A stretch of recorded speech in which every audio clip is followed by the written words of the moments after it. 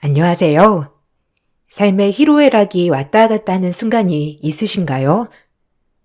저 역시도 마찬가지로 제 삶에서 희로애락이 왔다 갔다 하는 순간이 있었어요. 저는 부천에 사는 40대 여성이에요. 전 언제나 긍정적이고 밝게 살아왔어요. 그래서 그런지 주변엔 사람이 끊이지 않았죠. 다행히 처음부터 끝까지 긍정적인 DNA를 물려주신 부모님 덕분이라고 생각하며 살고 있었어요. 아무 불행 없이 평탄하게 대학교까지 졸업을 하고 지금의 남편을 만나 결혼을 했어요. 남편은 그때 당시 학원 강사를 하고 있었고 저는 일반 중소기업에서 세무회계 일을 담당하고 있었어요. 남편과는 운명처럼 사랑에 빠졌고 누가 더 사랑하는 것 없이 행복하게 사랑했습니다. 결혼을 결심했을 때도 딱 이 사람 아니면 결혼이 안 되겠다고 생각이 들 만큼 확신이 있었고요. 남편네 집과 저희 집 두 집이 거의 살림살이가 비등비등했기 때문에 결혼함에 있어서도 누가 더 위에 있고 아래 있고 하는 것도 없었어요. 그렇게 결혼을 하고서도 행복한 나날을 보내고 있었어요. 어느 집이나 그렇듯 유달리 아들 사랑이 심한 시어머니가 조금은 마음에 걸렸지만 그저 아들을 너무 사랑하노라고만 생각하고 말았죠. 하지만 점점 저에게 그것이 불편한 감정으로 이어져 왔어요. 잡목이 살이 왜 이렇게 빠졌어? 밥도 못 먹는 애 같아. 우리랑 같이 살 땐 이것저것 잘 먹어서 포동포동 했는데. 에이, 요새 다이어트 하느라 그래요. 건강관리 해야죠. 요즘 식단 조절하고 있어서 그런 거니까 너무 걱정 마세요. 뭐야? 아니, 살 뺄 데가 어디 있다고 살을 빼는 거니? 내 눈엔 아주 보기 좋구먼. 다이어트 하지 말아라. 애 몸 버릴라. 엄마는? 나 좀 빼야 해. 벌써 배 나오고 그러면 아저씨 되는 건 한순간이지. 그러니까 그냥 신경 쓰지 마세요. 어머님 눈엔 아직 당신이 아기 같으시니까 늘 걱정되시나 봐. 어머님, 걱정 놓으세요. 제가 잘해 먹일 테니까요. 장난스레 했던 말이었지만 사실 뼈가 있는 말이긴 했어요. 매번 시댁에 가면 아들 걱정에 한숨 푹푹 쉬는 어머님이 너무 불편했거든요. 아들을 하나의 독립체로 보지 않고 자꾸 품 안의 자식으로만 생각하시는 것 같아 제 마음이 점점 불편해져 왔죠. 그런 어머님은 저의 저런 말들이 못마땅한지 저에게 가끔 툭툭 기분 나쁜 말을 내뱉으시곤 했지만 그냥 그러려니 하고 지나갔어요. 어차피 어른이 하는 얘기이니 그렇게 심각하게 받아들이지 말자 이런 식으로 긍정적이게 생각했던 것 같아요. 하지만 점점 더 하셨어요. 다이어트는 네가 해야겠다. 우리 아들 다이어트 시키지 말고 너나 해. 안 빼도 되는 살을 네가 부추겼으니 제가 다이어트 한다고 하는 거지. 에이, 아니에요, 어머니. 본인이 살 뺀다고 해서 제가 식단 조절해 주는 거예요.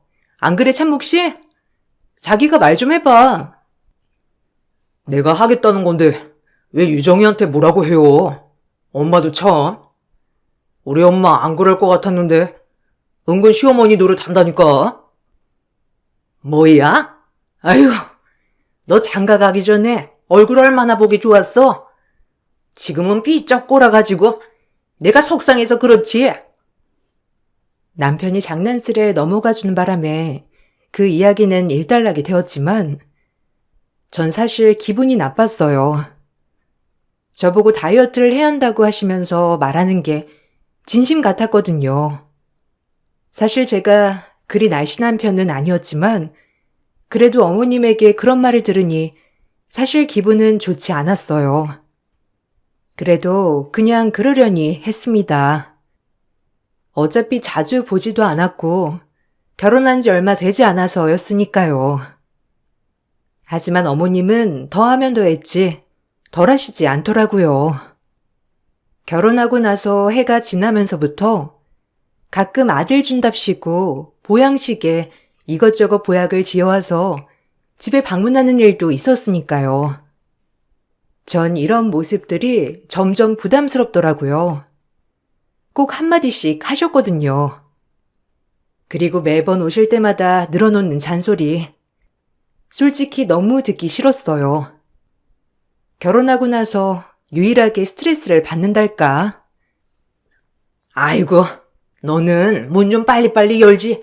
왜 이렇게 문을 늦게 열어? 이거 무거웠는데. 보고 있지만 말고 이것 좀 받으렴. 이건 십전 대보탕이랑 잡무기 먹을 보약 한 채 지어왔다. 이거 아침 저녁으로 밤낮으로 다려 먹여라. 알겠지?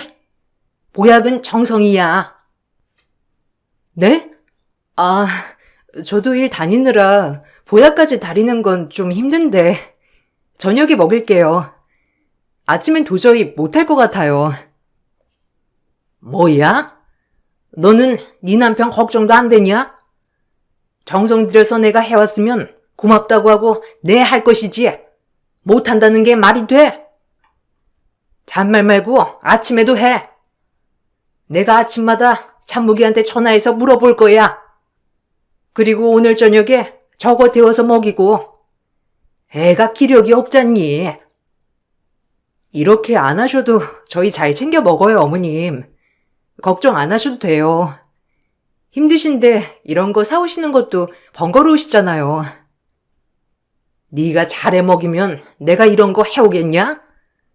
올 때마다 애가 삐쩍 골아가지고 내가 마음이 쓰이니까 하는 거지. 안 그래? 애초에 네가 잘했어 봐라. 내가 이런 거 사오지도 않는다. 남들은 결혼하면 살이 찐다는데 잡무기는 어쩜 살이 갈수록 빠져가. 가끔 저런 말들이 섭섭하기도 하더라고요.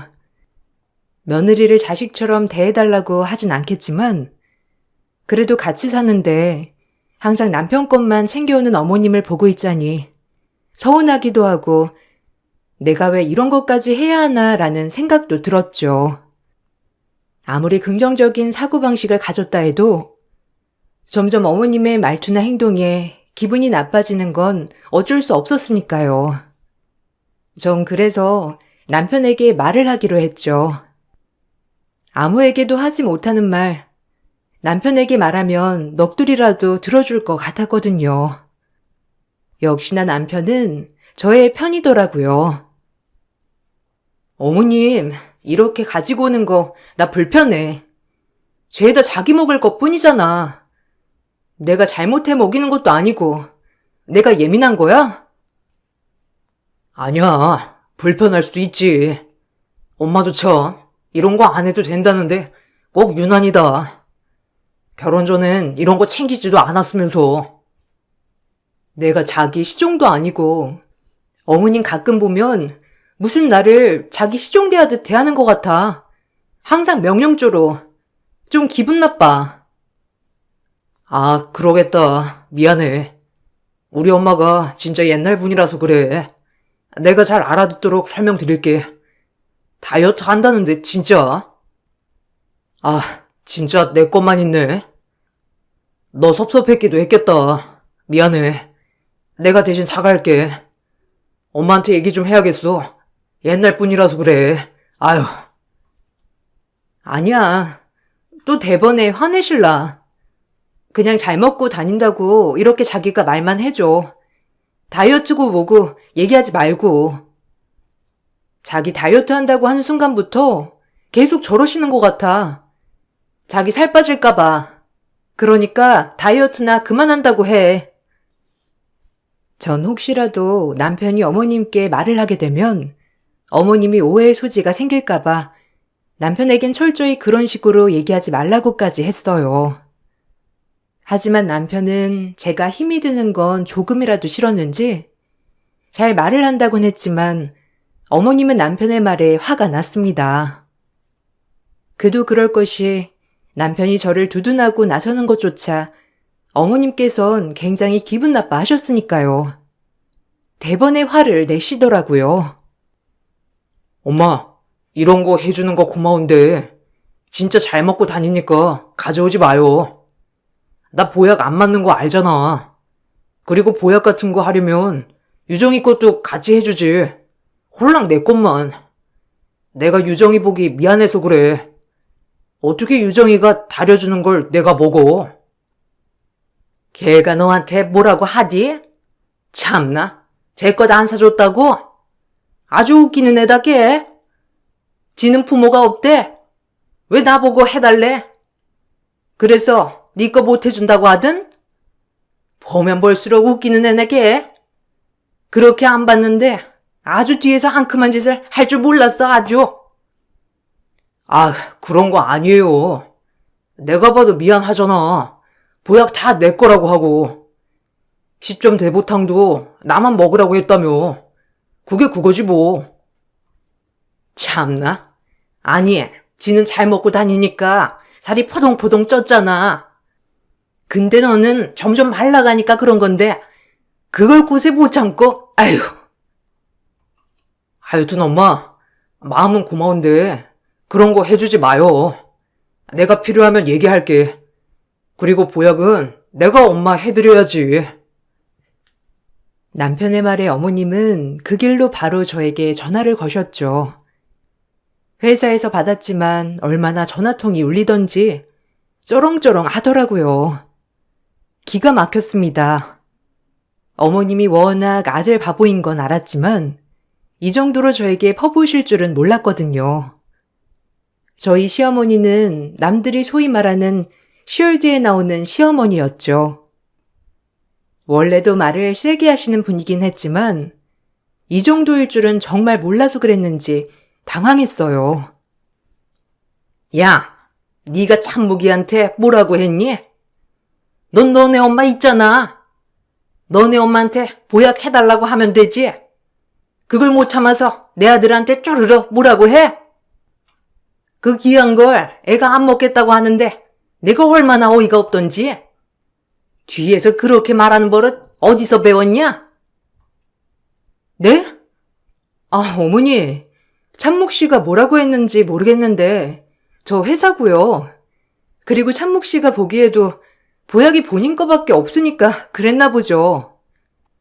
그리고 저도 진짜 기분 나쁘네요. 어머님 매번 이런 식으로 일방적이시면 제가 어떻게 어머님이랑 소통을 하겠어요? 아이고 무서워라.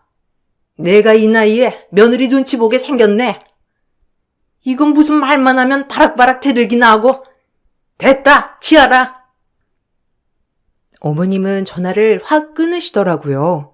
얼마나 화가 나던지. 그날은 저도 화가 안 풀려 어머님께 따로 전화를 드리진 않았어요. 하지만 시간이 지나고 그래도 어른한테 이렇게 하는 건 예의가 아닌 것 같아 따로 찾아가 어머님께 사과를 하게 되었죠. 어머님은 제가 죄송하다고 말을 하자 기세가 등등해져선 저에게 아녀자에 대해서 명강의를 시켜주시더라고요. 참 조선시대 같았어요. 어머님, 죄송해요. 제가 그때 그렇게 전화로 말씀드리는 게 아니었는데 언짢으셨죠? 저도 반성 많이 했어요. 용서해 주세요. 그래, 용서? 뭐 어차피 매번 볼 사이인데 용서는 해야지. 그리고 아녀자면 아녀자답게 처신해야지. 신랑을 받들고 뭐든 희생해야 하는 게 아녀자다. 알겠어? 나도 참무기 아빠한테 항상 그런 식으로 해왔어. 그러니까 너도 요즘 시대가 어떻느니 하지 말고 늘 신랑 우러러보고 떠벌들란 말이야. 알겠니? 네가 먼저 이러면 내가 그러지도 않는다. 오늘 잘 알아들었을 거라 믿어. 어머님의 말에 하고 싶은 말이 너무 많았지만 또다시 언성이 높아질까봐 더 이상의 말은 삼갔습니다. 그렇게 어머님에게 익숙해져 가고 있을 때 전 아이를 가졌죠. 누구보다 사랑받아 마땅할 우리 아이였지만 아이를 가지고 나서 제 몸이 많이 좋지 않다는 걸 느꼈어요. 원래 늘 정상 혈압만을 유지하고 있던 제가 임신을 하자 고혈압이 찾아왔죠. 그것도 모자라 손과 발이 너무 붓기 시작했어요. 임신 중독증이라고 하더라고요. 그러면서 서서히 폐와 신장 기능이 약화되기 시작했어요. 남편은 그런 저를 너무 걱정했고, 저 역시 제 몸도 중요하지만 뱃속 태아가 너무 안타깝더라고요. 항상 주스보다 크기가 작았거든요. 임신 중독증은 각별히 조심하셔야 합니다. 출산 후에 혹시라도 만성 신부전증이나 고혈압, 그리고 당뇨까지 올 수가 있어요. 네, 어쩌면 좋죠? 식단도 철저하게 하고 있고 운동도 하고 있는데 일단 아이가 너무 안 자라서 걱정이에요. 일단 식단이랑 운동 유지하면서 다음에 한번 상태를 살펴보죠. 그래야 정확히 재확 날짜를 잡을 수 있을 것 같으니까요. 전 병원에서 하라는 것은 다 지켰어요. 혹시 모를 합병증과 아이를 위해서는 제가 할 수 있는 일이 이것밖에 없었거든요. 그리고 38주에 아이를 제왕 수술해서 낳았어요. 주스보다 조금 작은 크기였지만 아이는 그래도 건강하게 태어났고요. 저 역시 괜찮아지는 듯 싶었죠. 하지만 전 출산 후 신부전증을 앓게 되었어요. 출산 후 괜찮아지는 듯 했던 제 몸이 정기검진에서 너무 높은 단백뇨로 인해 평생을 관리하며 살아야 한다고 하더라고요. 심하면 투석에 신장 이식까지 받게 된다고 말이죠. 너무 청천벽력 같은 소리였어요. 한창일 나이에 이런 소리를 들으니 솔직히 너무 아득하더라고요. 우리 아이가 이렇게 어린데 말이죠. 그리고 절대 둘째 임신은 불가라고 했어요. 또 임신 중독증이 걸릴 확률이 매우 높기 때문이죠. 둘째까지 생각하고 있던 터라 마음이 너무 안 좋더라고요. 한평생 어려움 없이 살아왔던 제게 신부전증이란 놈은 참 저를 아프게 하더라고요. 온몸이 땡땡 붓는 것은 물론 뭐 하나 마음대로 먹을 수 없었어요. 무엇보다 아이를 제대로 돌볼 수 없음이 가장 마음이 아프게 다가왔죠. 아, 어떡해. 너무 절망적이야. 이렇게 어리고 우리 애가 이렇게 예쁜데 내가 신부전증이라니 말이 돼? 괜찮아. 너한테는 내가 있잖아. 그러니까 힘내. 그리고 너 절대 안 아프게 내가 해줄 거니까 걱정하지 마. 네 남편 못 믿냐? 우리 서우 불쌍해서 어떡해. 나 진짜 건강해져서 서우 곁에 오래오래 있고 싶은데 내 몸이 이러니까 불안하잖아. 그런 소리 마. 서우뿐만 아니라 나도 너 없으면 못 사니까. 그리고 그냥 좋은 생각만 해. 이왕 이렇게 된 거 알겠지? 자기랑 서우한테 제일 미안하다. 정말 쓸모없는 몸뚱이 어쩌면 좋아? 자기도 내가 많이 챙겨줘야 하는데. 남편은 옆에서 위로해주고 달래주었죠. 하지만 저의 불안감은 떨칠 수가 없었어요. 하지만 아이를 위해서라도 제가 굳은 의지를 가지고 살아야 한다고 남편이 정신 차리게 해준 덕분에 정신을 차릴 수 있었죠. 전 제 병을 이겨내기 위해 싸워 나갔어요. 하지만 그것도 잠시 아무리 노력해도 제 병은 나아지지 않더라고요. 오히려 심해져 투석까지 받았어요. 친정 부모님과 시댁에는 이런 사실을 알릴 수조차 없었어요. 저보다 더한 충격을 받으실까봐 말이죠. 그리고 전 회사까지 관두며 제 병에 몰두했어요. 하지만 투석만으로도 힘들어진 저에게 의사는 신장 이식을 권하더라고요. 가족 중에 적합자를 찾자면서 말이에요. 내가 검사할게. 우리 혈액형도 같잖아. 그리고 당연히 내가 적합하다면 내가 해야지, 안 그래? 다른 것도 아니고 우리 아이나타가 이렇게 된 건데 나 가만히 보고만 있을 수 없어. 그리고 자기 없는 삶 생각도 하기 싫다. 미안해하지 말고 내가 해줄 거니까 기다려. 아니야. 신장 이식이 쉬운 것도 아니고 어떻게 이걸 해달라고 할 수 있겠어. 적합하다고 해도 안 받을 거야. 우리 둘 다 잘못되면 서은은 어떡해.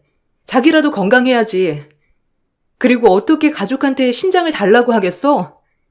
나 죽어도 못해, 자기야. 바보 같은 소리 할래? 이식 받으면 괜찮다잖아. 이렇게 쉬운 길을 놔두고 힘들어지겠다는 거야? 난 너 그대로 못 봐. 남편은 자기가 무조건 적합 검사를 받겠다고 고집을 피웠어요. 참 고마운 마음이 들면서 죄책감과 미안한 마음이 들더라고요. 그리고 남편이 적합 검사를 받게 되자 이 일은 시댁이 알게 되었어요. 시어머니는 제 병을 모르시고 계셨기도 했고 남편이 말을 어떻게 했는지 오히려 남편이 신부전증이라고 알고 계시더라고요. 그리고 저에게 이것저것 모든 약과 먹을거리를 해다 주셨죠. 너 이거 먹고 싶지 않니?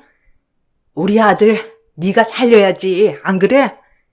난 우리 아들이랑 혈액형도 다르고 네 시아빠는 건강도 안 좋은데 네가 맞는다며, 혈액형. 그리고 너흰 부부잖아, 안 그래? 우리 아들한테 신장이식해 줄 거지? 이거 잘 챙겨 먹고 너 면역력 좀 키워. 아, 어머니, 오해가 있으신 것 같은데요. 지금 혹시 신장 이식이라면 참목 씨가 신부전증이라고 하시는 거세요? 아이고, 우리 참목이 불쌍해서 어쩌니? 그래도 저렇게 두면 안 되잖아, 안 그래? 네가 꼭 좀 해줘라, 신장이식. 너밖에 없어. 내 이렇게 빈마. 내가 앞으로 너한테 정말 잘할 거야, 어? 그러니까 네가 꼭 참목이 신장이식 해줬으면 좋겠다. 시어머니는 저에게 안 해주시던 반찬과 보약, 그리고 먹을 것들을 매번 싸다 주시며 신장이식을 강요하셨어요. 단단히 착각하신 거죠. 전 차마 어머님에게 반대라고 말할 수가 없더라고요. 그리고 남편의 검사 결과가 적합 판정으로 떴죠. 병원에선 하루빨리 이식 날짜를 잡자고 했고 남편도 오히려 자기가 저와 적합하다는 게 너무 기쁘다며 기쁨의 눈물을 흘리더라고요. 얼마나 고맙던지. 다행이야, 내가 맞아서. 우리 집에다가 내가 이식받는 걸로 하자. 가뜩이나 유난스러운 엄마. 평생 너 시달릴 수도 있어. 난 너랑 결혼한 순간부터 무조건 너랑 끝까지 함께하기로 마음 먹었어. 그러니까 이런 신장쯤은 이식해도 정말 괜찮아. 네가 없는 게 더 무서워. 그러니까 마음 편히 받아, 유정아. 우리 하루라도 빨리 건강해져서 아이 잘 키워보자, 어? 마음 불편해 말고. 어떻게 그래. 내가 어떻게 자기 신장을 마음 편히 받겠어. 미안해 정말. 나 때문에 자기까지. 진짜 싫다 정말. 전 이런 상황들이 원망스러웠어요.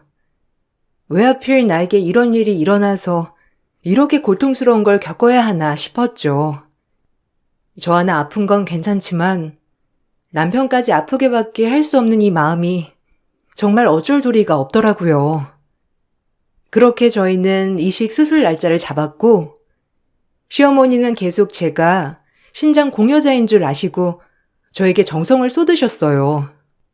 내가 건강해야 아들에게 건강한 신장을 준다면서 말이죠. 솔직히 결혼하고 처음 잘해주시는 모습에 조금 놀랐어요. 아들 사랑이 유다르신 건 알았지만 저에게 있는 거 없는 거 모든 거 다 해주며 아들의 신장이식 잘 되기만을 바라셨거든요. 사실 처음으로 이런 대접을 받는 것 같아 살짝 좋기도 했었어요. 네가 건강해야 해. 그러니까 물도 깨끗한 것만 마시고 깨끗한 음식만 먹어라. 알겠지? 우리 아들한테 갈 콩팥인데 더러우면 안 되잖니. 우리 아들 없으면 네가 어쩔 것이야. 무조건 네가 이식해야지. 나는 너무 늙기도 했고 장무기 아빠도 몸이 안 좋아서 어디 이식해 주겠니? 너만이 우리 참무기가 살 길이다. 그냥 남편 구한다고 생각하고 눈 한번 찔끔 감고 이식해. 그럼 두고두고 얼마나 행복하니? 시어머니는 계속해서 저에게 좋은 것만 보고 좋은 것만 먹으라고 하셨어요. 남편에게 갈 신장이 조금이라도 깨끗해야 한다면서 말이에요. 그리고 신장이식 날 저희는 신장이식을 무사히 마쳤어요. 의사 선생님께서 굉장히 수술을 많이 해보신 분이기도 했고 젊어서 그런지 회복도 빠를 거라고 호언장담을 하셨죠. 남편에겐 너무 고마운 마음과 함께 빚을 진 마음이었죠. 수술실에서 남편과 같이 나온 그날, 전 정말 이 세상 모든 상처를 다 받는 날이 되었습니다. 그렇게 잘해주시던 시어머니는 제가 정신을 차리자마자 돈다발을 던지더라고요. 얘따, 여기 3천만 원. 이 정도면 됐지? 공파 떼준 값이니 이제 이거 먹고 떨어져라. 뭐 신장 하나 손상가네 며느리로 드리겠냐? 신장은 고마웠지만 우리 아들 제가 시킬란다. 멀쩡한 여자애로. 가뜩이나 봉양해야 하는데 너까지 몸이 성치 않아서 어디 되겠어? 다 좋은 게 좋은 거라고 생각하고 이거 먹고 떨어져. 나 원망 마라. 네 팔자련이 생각해. 그게 정신건강에 좋으니까. 전 지금 수술이 끝나고 정신이 막 든 무렵이라 어머님이 하시는 얘기를 듣고 너무 충격을 받았어요. 어머님은 제가 신장이식을 해준 줄 알고 계시고 이식을 해주기 전에 그렇게 뭐든지 다 해줄 것처럼 하더니만 이제 이식이 끝났다고 저에게 돈다발을 먹고 떨어지라고 했죠.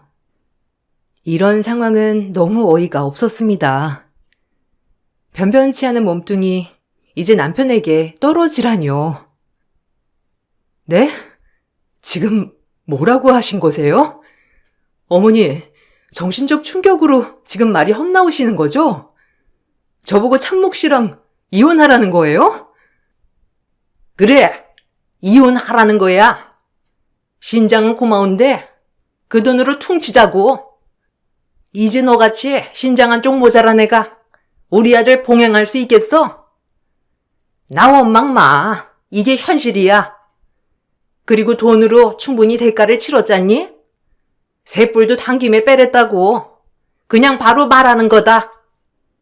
어머님이 그렇게 쏘아붙이고 있을 때 현장 집도이가 이 상황을 보고 한마디 하더라고요. 어머님은 그 말을 듣자마자 바로 졸도를 하셨죠. 지금 뭐 단단히 착각하신 것 같은데요. 신장 공여자 남편 강찬묵 씨입니다. 뭐 오해가 있으신 것 같은데 바로 잡아드려요. 뭐라고요? 아니, 이게 다 사실이야? 지금 그럼 우리 아들이 니년한테 신장을 떼줬다는 거야? 어머. 아니, 말도 안 돼. 그대로 졸도해버린 시어머니는 정밀검진 이후에 병실로 옮겨졌어요. 저도 그 이후로는 잘 기억이 나지 않지만 잠깐 정신을 잃었다가 깬 것 같죠. 남편과 전 무사히 회복을 했고 전 남편에게 너무 고마운 마음이 먼저 들었지만 시어머니가 수술을 막 마치고 나온 저에게 하던 말들이 잊혀지지 않아 괴로웠어요. 그리고 깨어난 남편에게 모든 사실을 말했죠.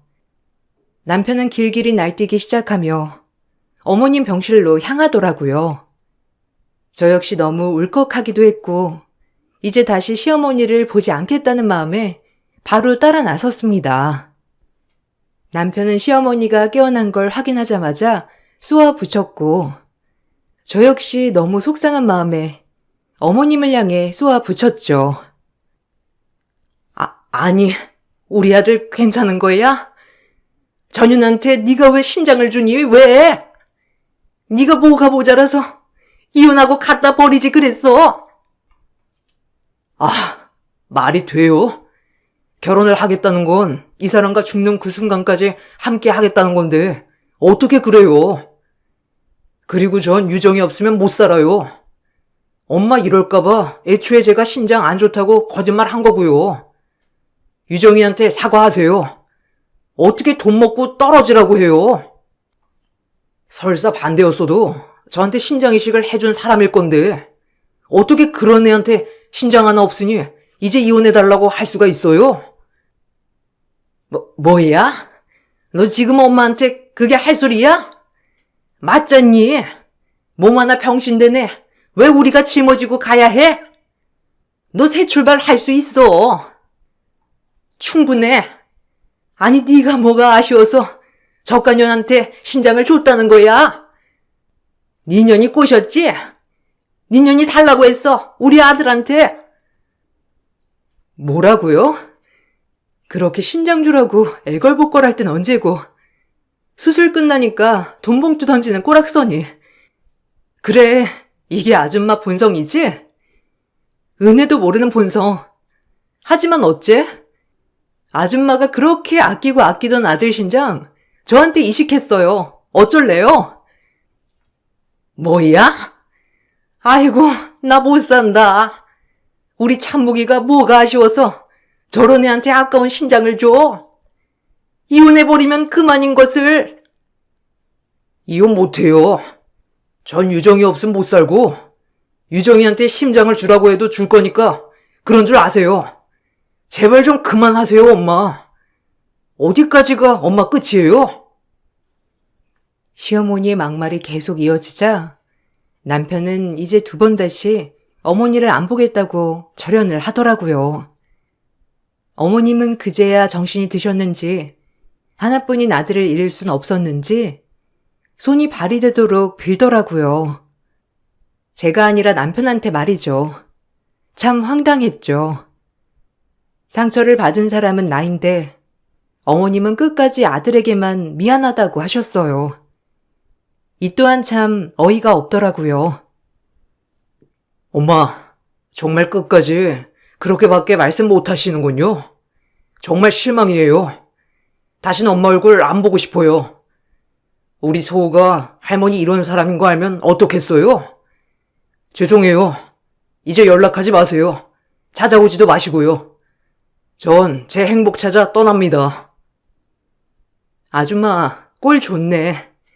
아줌마 하나밖에 없는 외동아들, 이제 아줌마 꼴 안 본대요. 잘된 일이지, 나한텐. 아주 이번 기회에 모든 천성 보여줘서 고마워요. 그리고 아까 준 3천만 원 잘 쓸게요. 회복에 보탤 테니 그리 아셔요. 그리고 당신이 그렇게 아끼던 당신 아들, 이젠 당신 못 볼 줄 알아. 정말 비겁한 사람 같으니라고. 내가 왜 신부전증이 걸린지 알겠어. 당신 빨리 걸러내라고. 아니 애들아, 갑자기 이런 법이 어딨니? 내가 노인 말고 가족이 누가 있어, 안 그래? 아니 참무가 네가 엄마를 정녕 버리는 게야? 엄마가 유정이한테 그렇게 했을 때 이미 저희를 버린 거예요. 죄송합니다. 잘 지내세요. 다신 안 찾아봬요. 전 장가 갔을 때 이미 유정이 사람이라고 생각해요. 엄마가 우리들 문제에 대해서 왈가왈부하실 게 아니라고 생각하고요. 엄마한테 정말 실망했고 정말 다신 안 보고 싶어요. 그러니까 그냥 자식 하나 없는 셈 치세요. 잘 지내세요. 유정아 가자.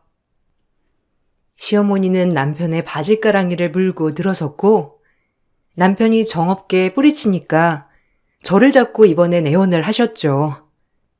이제 막 수술을 마치고 나온 저에게 돈다발을 던졌을 때랑은 차원이 다르게 말이에요. 참 어이가 없었습니다. 그리고 어머님은 만약 제가 정말 남편에게 이식을 했던 공여자라면 절 더 버리시려고 했겠죠. 이미 저의 할 도리는 끝났으니까요. 너무 분노가 치밀어 올랐어요. 남편의 어머니라 더욱더 잘하고 싶고 애써 싫은 점도 외면했지만 이런 추악한 모습을 보고 나니 정말 끝이란 생각이 들었어요. 네가 참목이 좀 말려봐라. 네 말은 들을 거 아니야. 아니 우리 아들이 한절했는데 어쩜 이래. 난 참목이 없으면 못 산다. 인과응보죠. 저도 저희 부모님 귀한 딸입니다. 그렇게 남의 집 귀한 딸한텐 개미보다도 못한 취급을 하시면서 이제 와서 절 붙잡고 말한다 한들 달라질까요? 수술 끝나고 어머님 돈다발 던졌을 때가 생생해요. 달면 삼키고 쓰면 뱉는. 어머님 같은 인격체에서 참목 씨 같은 사람이 성장할 수 있었다는 것이 그저 놀라울 뿐이죠. 더 이상 저도 말하지 않을게요. 잘 지내세요. 예, 내 말 좀 들어봐라. 그때는 내가 미쳤었나 봐. 아니, 어미가 자식이 저렇게 누워있는데 제정신이겠니? 어? 네, 아무리 입장 바꿔놓고 생각해봐도 전혀 이해가 안 가서요. 인과응보라고 생각하세요. 잘 지내세요. 그럼 이만. 저와 남편은 이 말을 마치고 회복에 힘썼어요. 워낙 남편이 다정하기도 했고 저밖에 모르던 사람이라 병마와 싸우는 건 힘들지 않더라고요. 남편이 계속해서 힘을 주고 응원해 줬으니까요. 오랜 기간 딸아이를 맡아준 저희 부모님도 이 소식을 알자마자 오열을 했고요. 저도 부모님을 뵈니 그간 서러운 심정에 눈물이 나더라고요. 차마 부모님께는 시어머니 사건을 말하지 못했습니다. 혹여나 얼마나 마음 아프실까 하고요. 귀한 딸 남의 집 가서 그런 취급받고 살았다고 하면 부모님 마음이 찢어지실까봐 말이죠. 남편은 시어머니의 악담 때문인지 저한테 더 잘하려고 해요.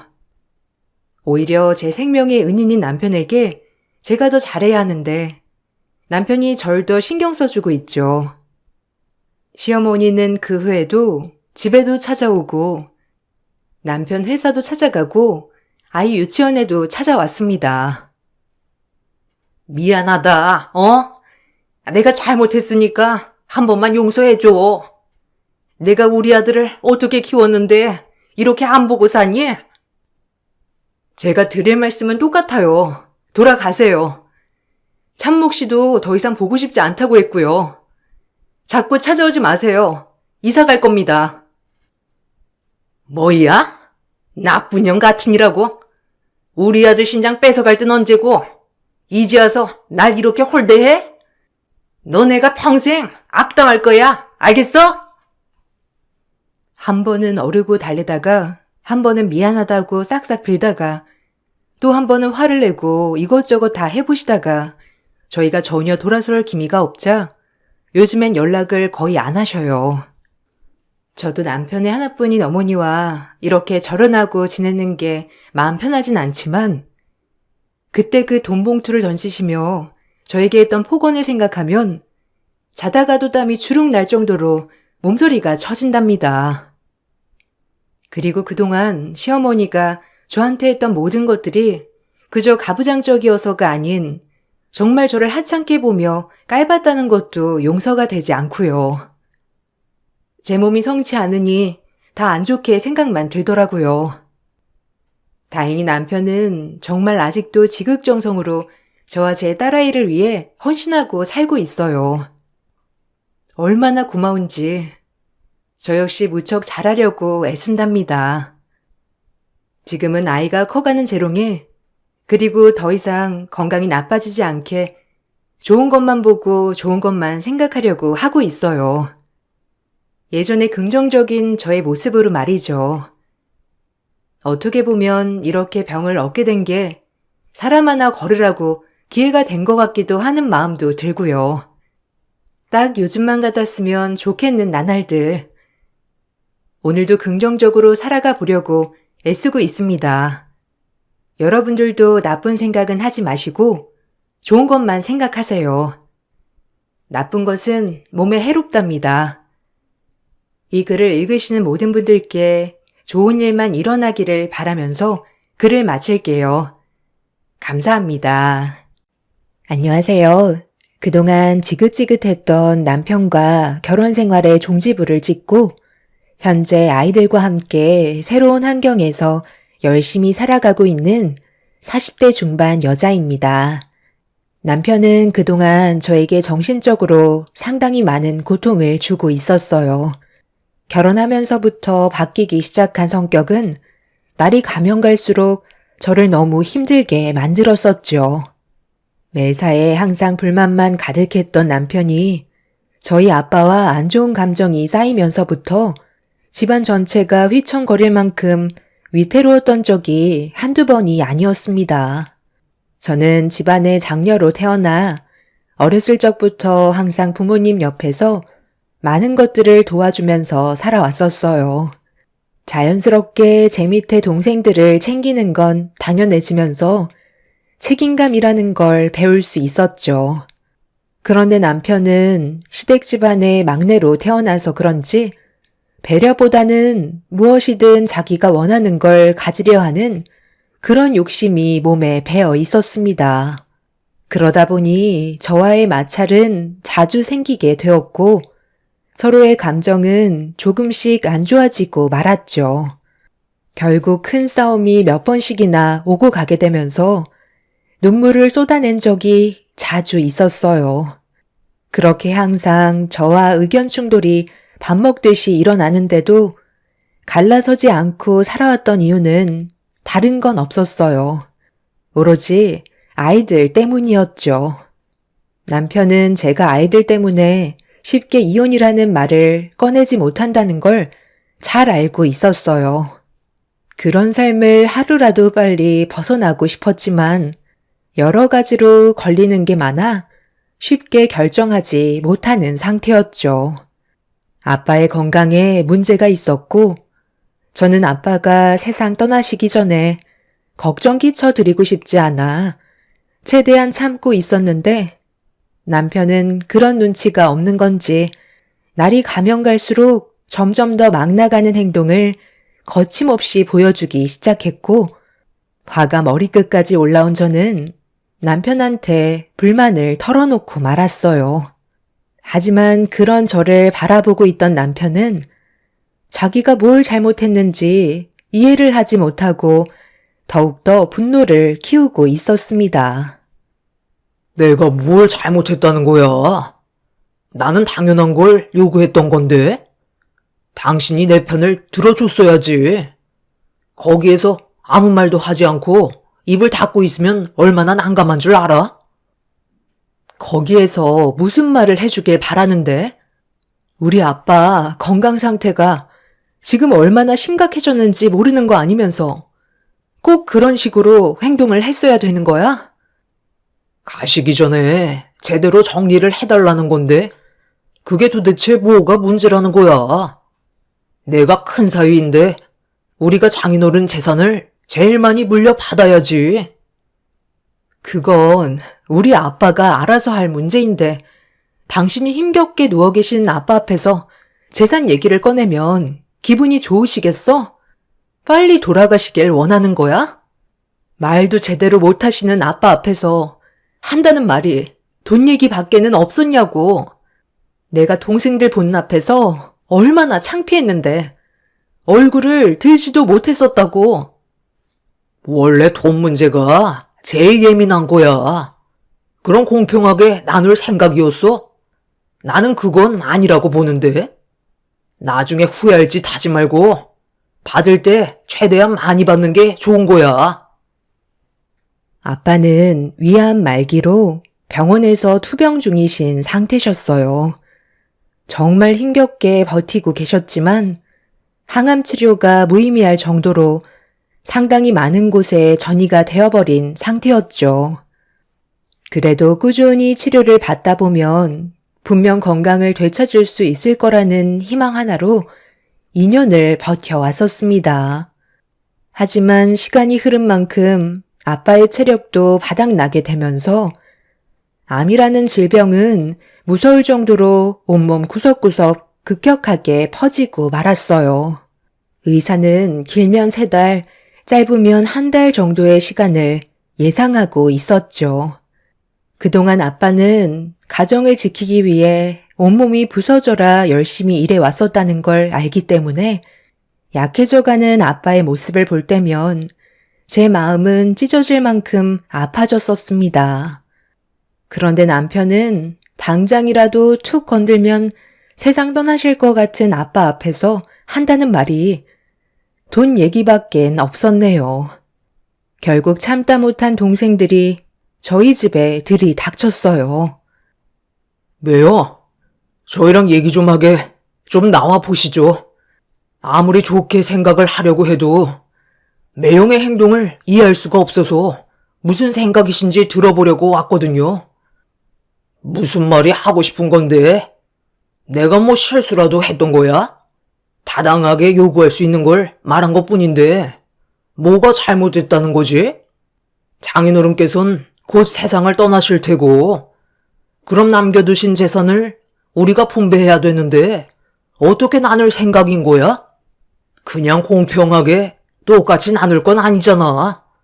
이 사람이 집안의 장녀로 그동안 정말 고생 많이 했었다며? 처남도 그걸 모르는 건 아닐 텐데 늦은 시간에 우리 집에 와서 시끄럽게 만들어야 되겠어?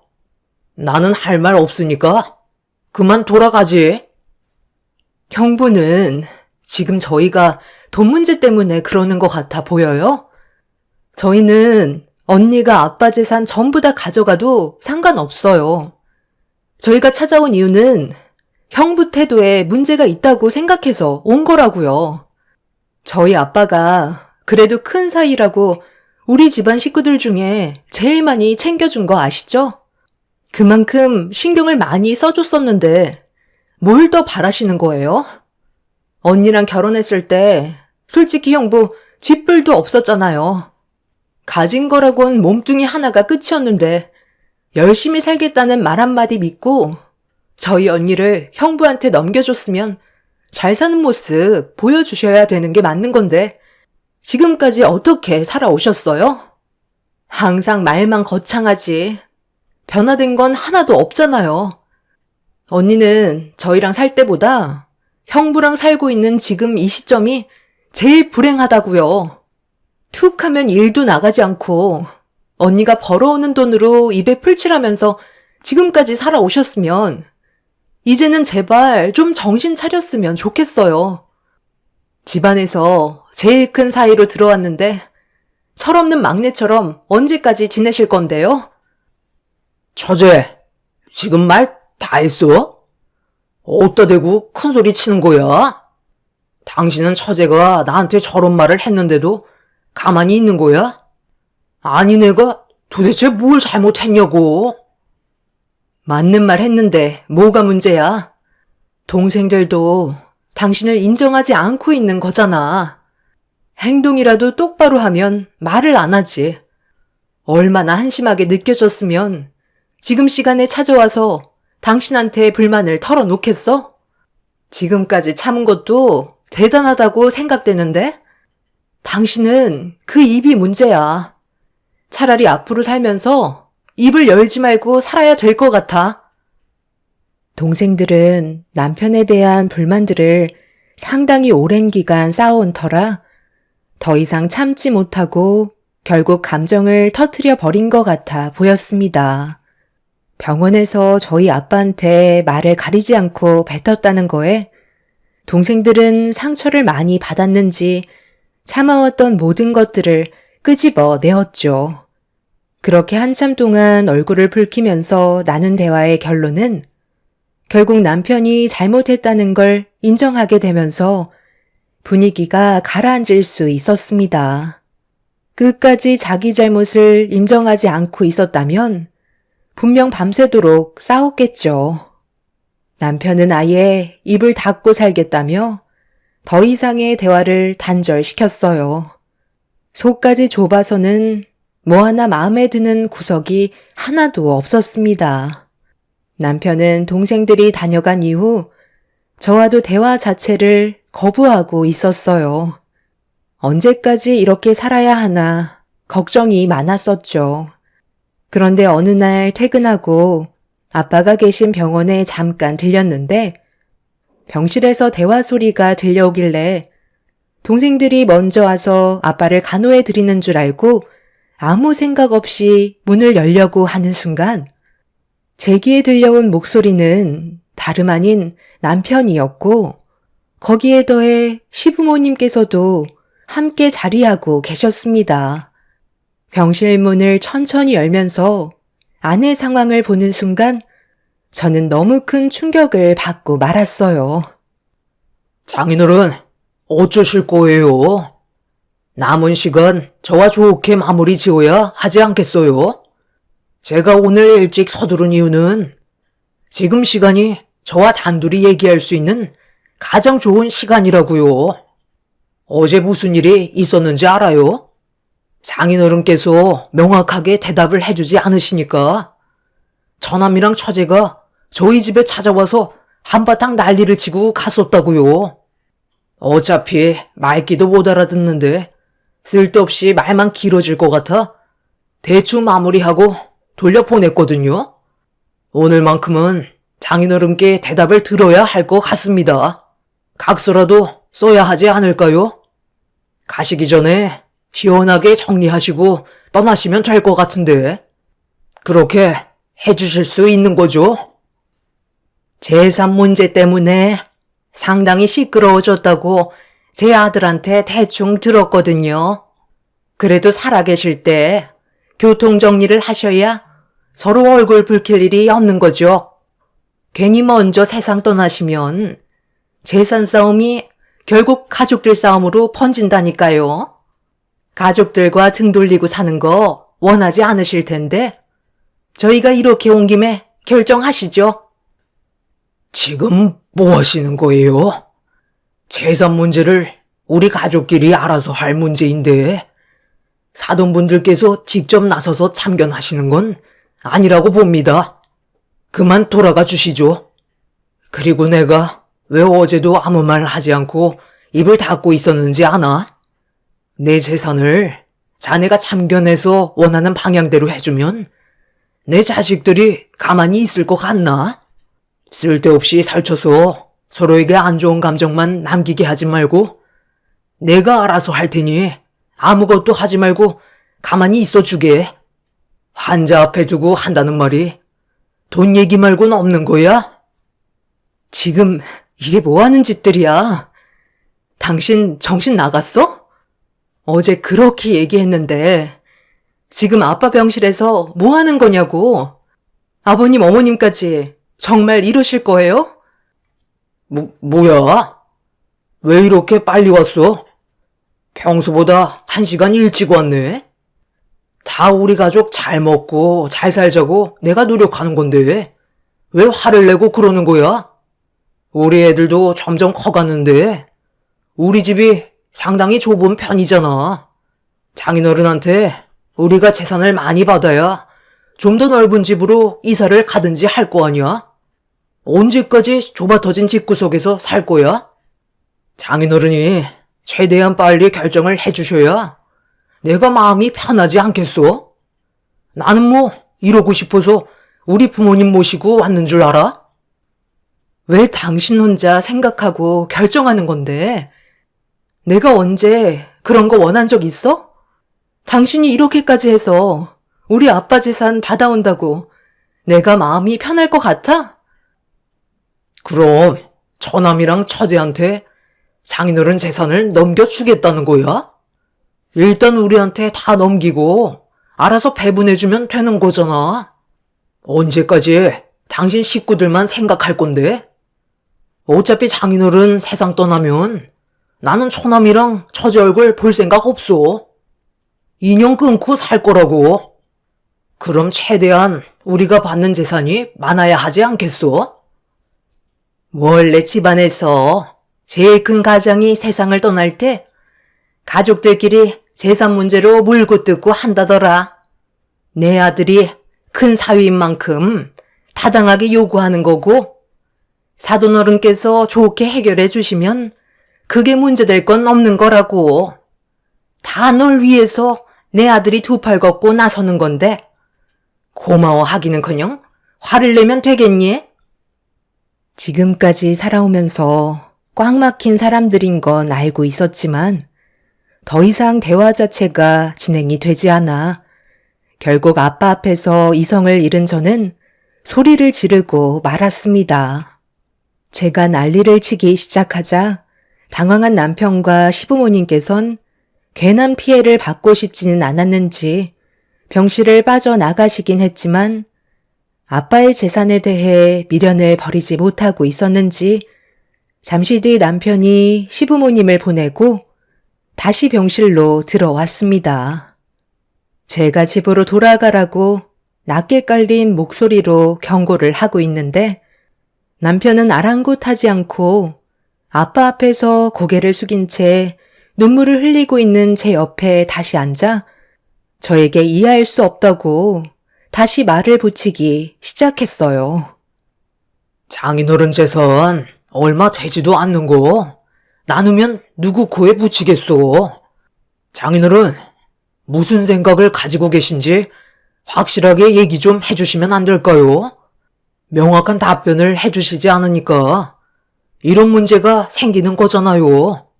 살던 집도 처분됐고 장인어른 통장에 남아있는 현금을 저희한테 넘겨주시면 되는 건데 그게 그렇게 어려운 거예요? 이 사람이 처남이랑 처제 업어 키우듯이 했었다면서요. 어렸을 적부터 온갖 고생 다 하며 살아왔었는데 그 정도는 해주셔야죠. 저는 장모님을 뵙지는 못했었지만 분명 저와 같은 생각을 가지고 있으셨을걸요. 저희가 잘 먹고 잘 살아야 밑에 처남이랑 처제도 살펴주지 않겠어요? 그만하라고 얘기했잖아. 계속 이런 식으로 행동을 하면 내 마음이 좋겠냐고. 아빠가 알아서 정리하게 놔두면 안 되는 거야? 당신 왜 이렇게 아빠 재산에 집착을 하는 건데? 나는 지금 이대로 사는 것도 충분하다고 했는데 당신이 계속 돈 문제를 거론하면 잘 지내고 있는 우리 가족들이 좋은 감정으로 서로 얼굴 보며 지낼 수 있겠어? 어떻게 우리 아빠 앞에서 가족들과 등을 보이겠다는 말을 아무렇지도 않게 꺼낼 수 있는 거야? 내가 마지막으로 경고하는데 한 번만 더 아빠 앞에서 재산 얘기 꺼내면 나는 당신과의 관계에 대해 다시 생각해 볼 거야. 당신 때문에 동생들과 등 돌리고 살고 싶지 않아. 이제 그만 병실에서 나가줘. 얼마 되지도 않는 재산 그거 가지고 엄청 저울질 하시네. 장인어른 때문에 이 사람이랑 제가 이혼했으면 좋겠어요? 그걸 바라시는 거예요? 더러워서 안 받을 거고 신경 쓰지 않을 테니까 알아서 하세요. 오늘 이 시간 이후로 장인어른 얼굴 보러 올 일은 없을 것 같네요. 장례식장에서나 뵐 것 같습니다. 남편의 독설에 충격을 받은 저는 화가 치밀어 올라 손을 올리려 하자 아빠가 제 옷깃을 잡으며 참으라고 그냥 넘어가길 바라시길래 한숨을 내쉬면서 자리에 앉아 남편과 더 이상 같이 못 살겠다며 눈물을 쏟아내고 말았습니다. 날이 가면 갈수록 점점 더 거칠어지고 있는 남편의 모습을 지켜보는 게 너무 힘들었고 아빠도 병실 밖으로 뛰쳐나가는 남편을 보며 많은 생각을 하고 있는 듯 보였어요. 이럴 때 엄마라도 옆에 계셨다면 현명하게 대처해 주셨을 텐데 저에게 조언해 주실 분이 더 이상 안 계신다는 거에 너무 괴롭기만 했었어요. 아빠는 제가 앞으로 잘 헤쳐나갈 거라며 말을 아끼지 않으셨어요. 아빠도 몸 상태가 어떤지 알고 계신지 저에게 여러 가지로 많은 조언을 해 주셨죠. 그렇게 한참 동안 아빠와 대화를 나누던 도중 동생들이 병실로 들어왔고 남편과 시부모님께서 한바탕 난리를 치고 갔다는 건 얘기하지 않았습니다. 동생들에게 상처를 주고 싶은 마음은 없었어요. 그렇게 병실에서 저희 가족들은 한참 동안 대화를 이어나갔고 먼저 집으로 돌아온 저는 배고파하는 아이들을 챙겨주면서 집안 정리를 하고 있었습니다. 남편은 분명 시댁에 갔을 게 뻔하지만 좋지 않은 감정으로 전화조차 하고 싶지 않았어요. 그렇게 아이들까지 재운 뒤 혼자만의 시간을 가지고 있는데 갑자기 동생한테 전화가 왔어요. 그리고 전혀 예상하지 못한 충격적인 말을 듣고 말았습니다. 아빠가 갑자기 정신을 잃으셨다고 급하게 수술실로 옮겨지긴 했지만 힘들 것 같다는 의사의 말을 듣고 말았죠. 자고 있는 아이들을 깨워 서둘러 차를 타고 병원으로 향했어요. 눈물을 흘리고 있는 동생들을 바라보며 저 또한 불안한 표정으로 아빠가 무사히 수술실에서 나와주길 간절히 바라고 있었는데 잠시 뒤 수술실에서 나온 의사는 고개를 들지 못하셨네요. 수술 도중 쇼크가 와서 심폐소생술을 했지만 아빠는 돌아오지 못하셨다는 충격적인 말을 듣게 되었고 갑작스럽게 떠나신 아빠의 모습에 저희 가족은 오열을 하고 말았습니다. 마음의 준비도 되지 않은 상태에서 떠나버리신 아빠는 자식들이 오열을 하고 있는데도 더 이상 깨어나지 않으셨어요. 그리고 이 소식을 듣게 된 시부모님과 남편이 뒤늦게 병원으로 오긴 했지만 저는 이 모든 게 시부모와 남편 때문에 벌어진 일들 같아 보였습니다. 최대한 몸의 안정을 취해야 하셨는데 표현은 안 하셨지만 극도로 스트레스를 받으시면서 아빠가 세상을 떠나신 것 같았어요. 제가 분노한 눈빛으로 남편과 시부모님을 쳐다보자 시모는 저를 보면서 위로를 해 주시기는커녕 돈 얘기부터 꺼내셨어요. 그래서 사돈어른께서 재산은 어떻게 하시겠대? 무슨 말을 하고 세상을 떠나셨을 거 아니야? 그냥 가신 건 아닐 텐데 유언장 같은 건 없는 거야? 지금 어떤 상황인지 뻔히 아시면서 돈 얘기가 입 밖으로 나와요? 방금 저희 아빠가 세상을 떠나셨다고요. 그럼 최소한의 예의는 갖춰주셔야 되는 거 아니에요? 세상 떠난 사람한테 예의는 무슨? 남긴 거나 받아가면 되는 거지. 재산은 어떻게 하기로 했어? 빨리 말해. 그렇게 질질 끄는 거 상당히 피곤하다. 동생들 다 주기로 했어요. 저는 아빠가 남긴 재산 필요 없거든요. 동생들이 잘 먹고 잘 살아야 제 마음이 편하고 아빠도 편히 눈 감으실 수 있을 것 같아요. 당신 지금 뭐라고 그랬어? 장인어른 재산을 처남이랑 처제한테 전부 다 주겠다고? 제정신이야? 내가 그동안 얼마나 입 아프게 얘기했는지 몰라? 나는 이제 더 이상 당신이랑 함께 살지 못할 것 같아. 우리 아빠가 세상을 떠났다고. 그런데 재산 얘기부터 하는 게 말이 된다고 생각해? 지금 뭐가 우선인지 모르는 거야? 당신이랑 그만하고 싶어. 우리 이혼하고 각자 갈 길 가면 될 것 같아. 나는 내 자식들과 동생들을 지킬 거야. 애들이 당신한테 뭘 보고 배우겠어? 우리 아이들은 정상적으로 키우고 싶을 뿐이야. 장례식이 끝나는 대로 이혼하러 갈 거니까 그런 줄 알아. 지긋지긋한 우리 관계 그만 끝내자. 남편과 시부모님께선 제가 이혼하겠다는 말을 꺼내자마자 당황하셨는지 말을 제대로 이어나가지 못하고 있었어요. 남편은 저와 절대로 헤어질 수 없다면서 난리를 치기 시작했죠. 하지만 제 마음 변하지 않았고 더 이상은 남편한테 미련조차 남아있지 않았습니다.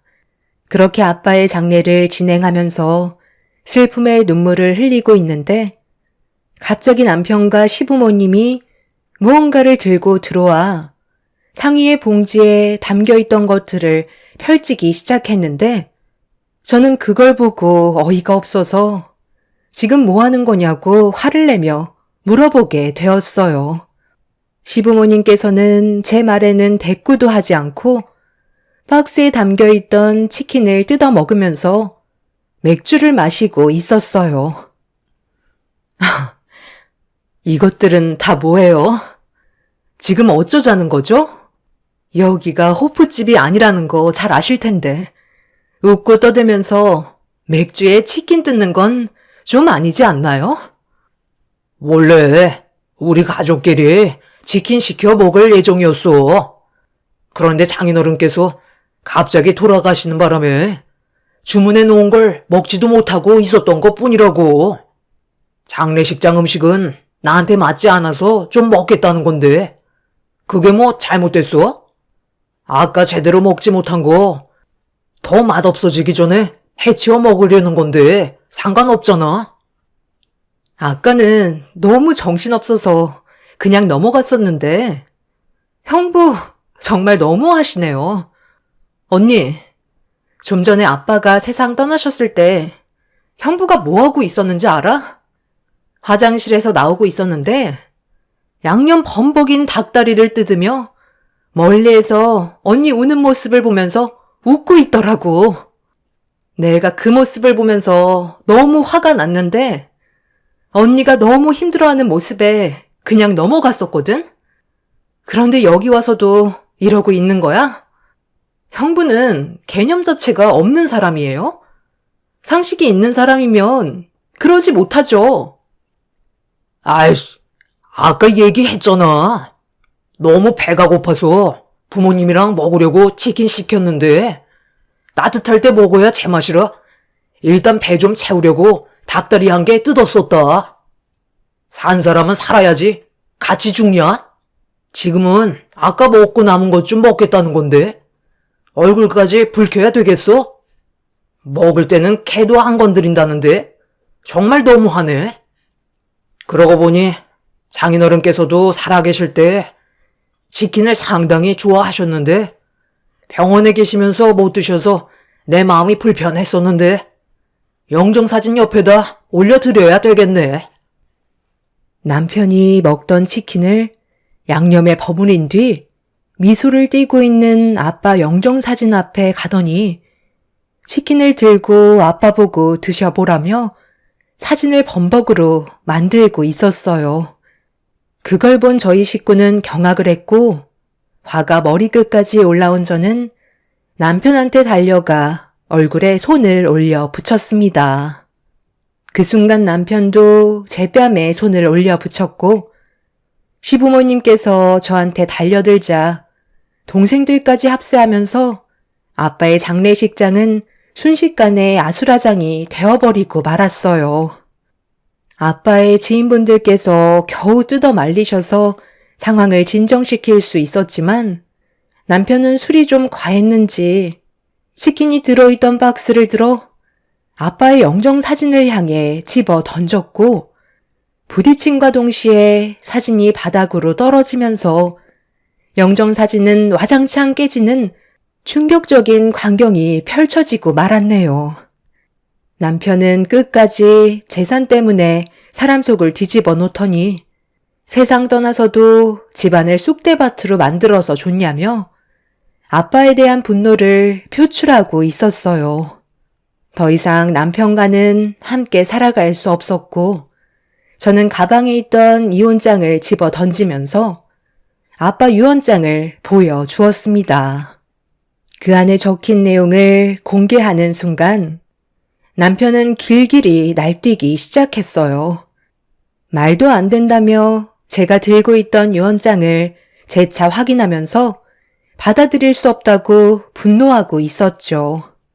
유언장에는 남편이 그동안 저희 가족 몰래 아빠를 따로 만나 재산을 토해내라고 지속적으로 압박을 가했다는 내용이 적혀 있었고 아빠가 가지고 있던 모든 재산은 저에게가 아닌 동생들에게 모두 넘겨주겠다는 아빠의 유언이 담겨 있었습니다.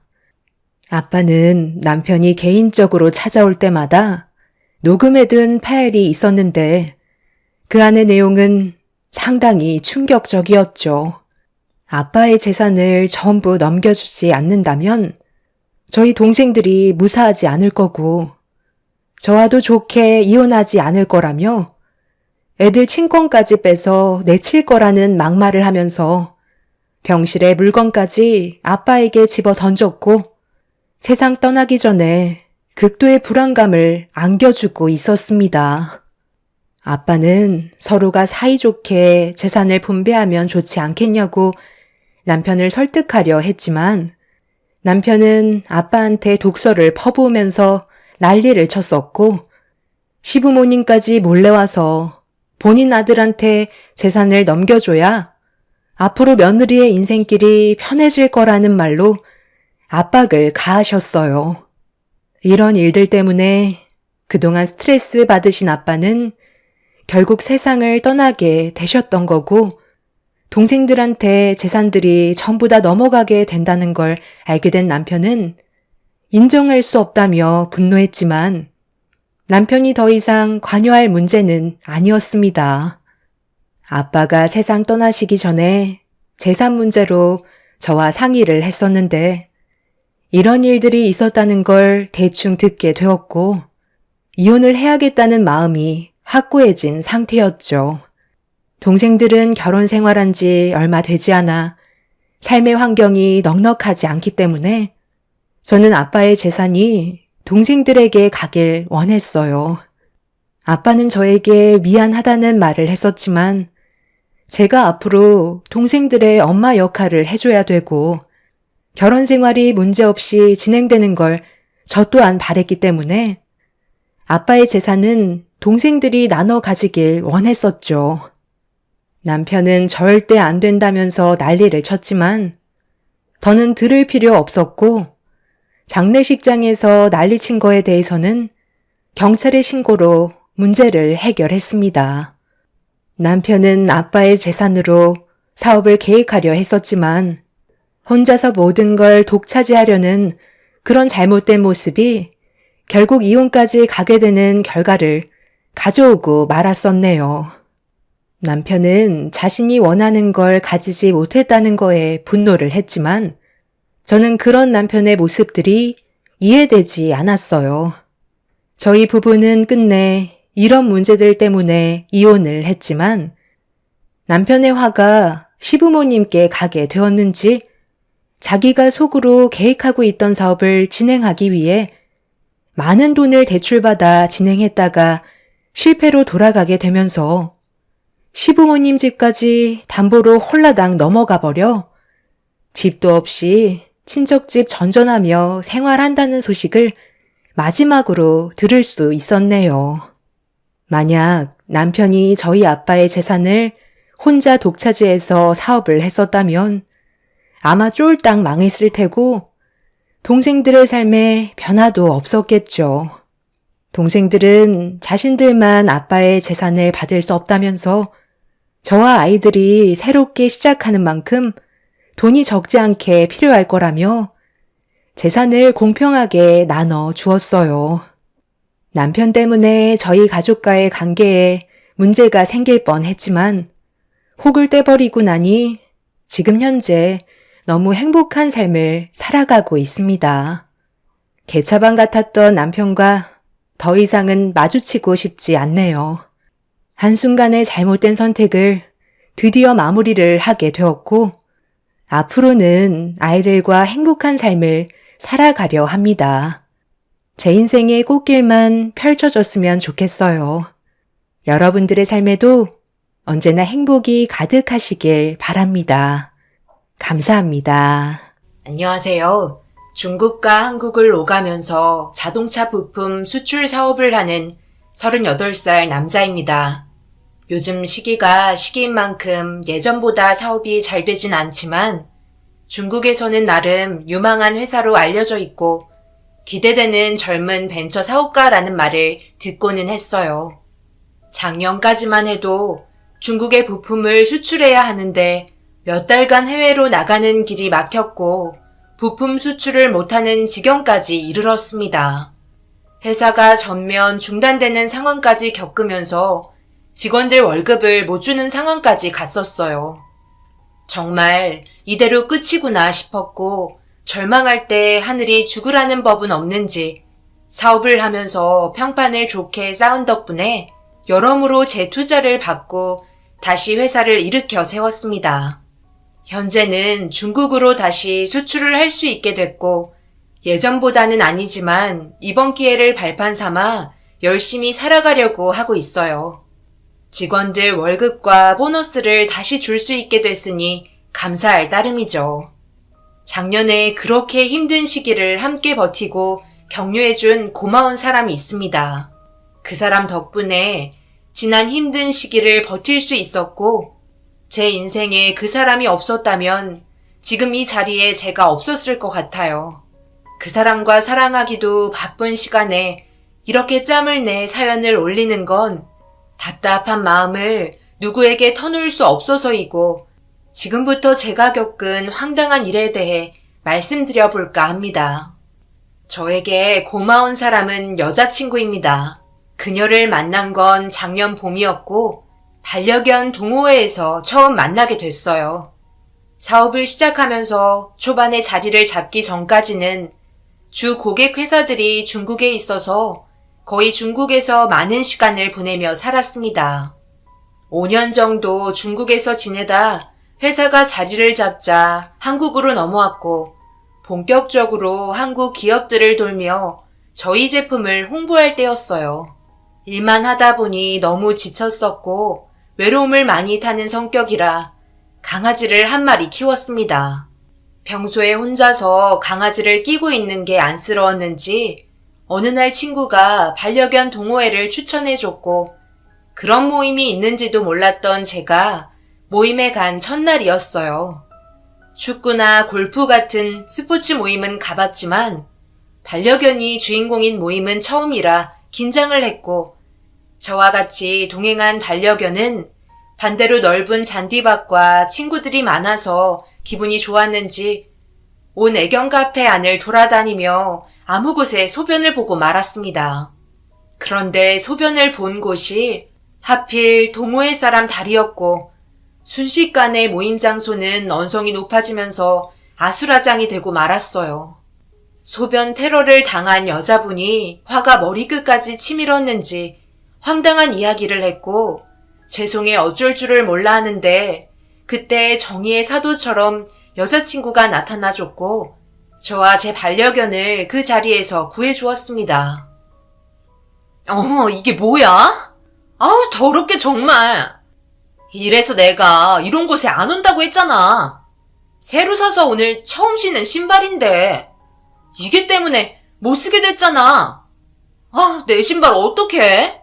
저리 안 가. 어디서 친한 척 꼬리를 흔들고 있어? 죄송합니다. 보리가 사람을 워낙 좋아해서 가까이 간다는 게 이런 실수를 할 녀석은 아니거든요. 강아지도 긴장을 하나 봐요. 정말 죄송합니다. 세탁비 드리겠습니다. 얼마를 드려야 할지 말씀해 주시면. 세탁비에 정신적 피해 보상까지 줘야겠네요. 이런 경우가 어디 있어요? 편하게 커피 마시러 왔는데 웬 날벼락인지 200만 원 주세요. 이 정도는 받아야 할 것 같은데. 당신 다리에 개가 소변 뒀다고 생각해봐요. 얼마나 기분 안 좋은지. 진짜 내가 너무 기분이 더러운데 엄청 참는 줄 아세요? 계좌 보낼 테니까 폰번호 줘봐요. 이런 데 오면 개 교육 제대로 시켜야지. 200만 원이요? 제가 정말 죄송한 건 알겠는데요. 200만 원은 너무 터무니없는 가격 같아서요. 우리 보리가 잘못한 건 맞는데 그래도 이 가격은 생각지도 못한 가격인데 너무 일방적으로 말씀하신 것 같네요. 뭐야? 못 주겠다는 거야? 그럼 경찰서 가든가. 이 개가 나한테 소변 보고 물 뻔한 거 내가 간신히 피했는데. 말은 바로 해야죠, 아줌마. 내가 아까부터 계속 보고 있었는데 동물 좋아하는 척 하실 거면 동물원에 가세요. 이런 데 와서 잘 놀고 있는 반려견들 피해주지 마시고요. 예쁜 강아지들 배경 삼아 사진 찍고 가식인 거 다 티나거든요? 그리고 웃긴 게 이 강아지가 아줌마 발에다 소변 싼 거 확실해요? 바지 만져보니까 하나도 안 젖었는데? 여기 테이블 기둥에다 싼 거 가지고 지금 어디다 사기를 치려고 들어요? 강아지들도 다 알아요. 어디 우길 걸 우겨야지. 200만 원은 무슨? 돈 안 줘도 돼요. 이거 다 쇼잖아요. 저번 달도 우리 동호회 모임 와서 이런 식으로 보상받은 거 다 알아요. 저번에는 강아지한테 물렸다고 그랬죠? 더 이상은 못 봐주겠으니까 우리가 신고하기 전에 당장 가주시죠.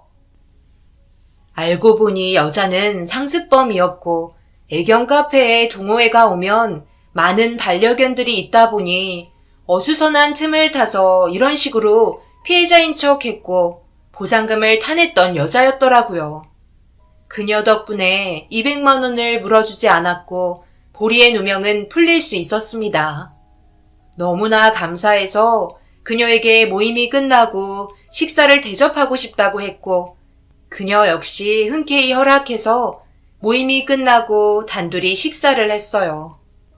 그녀의 이름은 권수정이었고 저보다 3살 어린 35살이라고 했습니다. 처음 만난 사이였지만 반려견이라는 공통된 관심사가 있었고 활달하고 잘 웃는 그녀와 끊임없이 서로를 알아가는 대화를 주고받았습니다. 그녀는 요트를 임대하는 사업을 하고 있는 아버지 회사에서 일한다고 말했어요. 오랜만에 느껴보는 설렘에 시간이 가는 줄 몰랐고 어느새 어두운 밤이 되어서 그녀를 집까지 데려다 주기로 했습니다. 이렇게 인연이 끝날까봐 두려웠고 용기를 내서 그녀에게 다음에 또 만나고 싶다고 전했고 그녀 역시 다음에 보자는 말을 하고 헤어졌습니다. 그렇게 저희는 2번 정도 만남을 더 하면서 연인으로 발전했어요.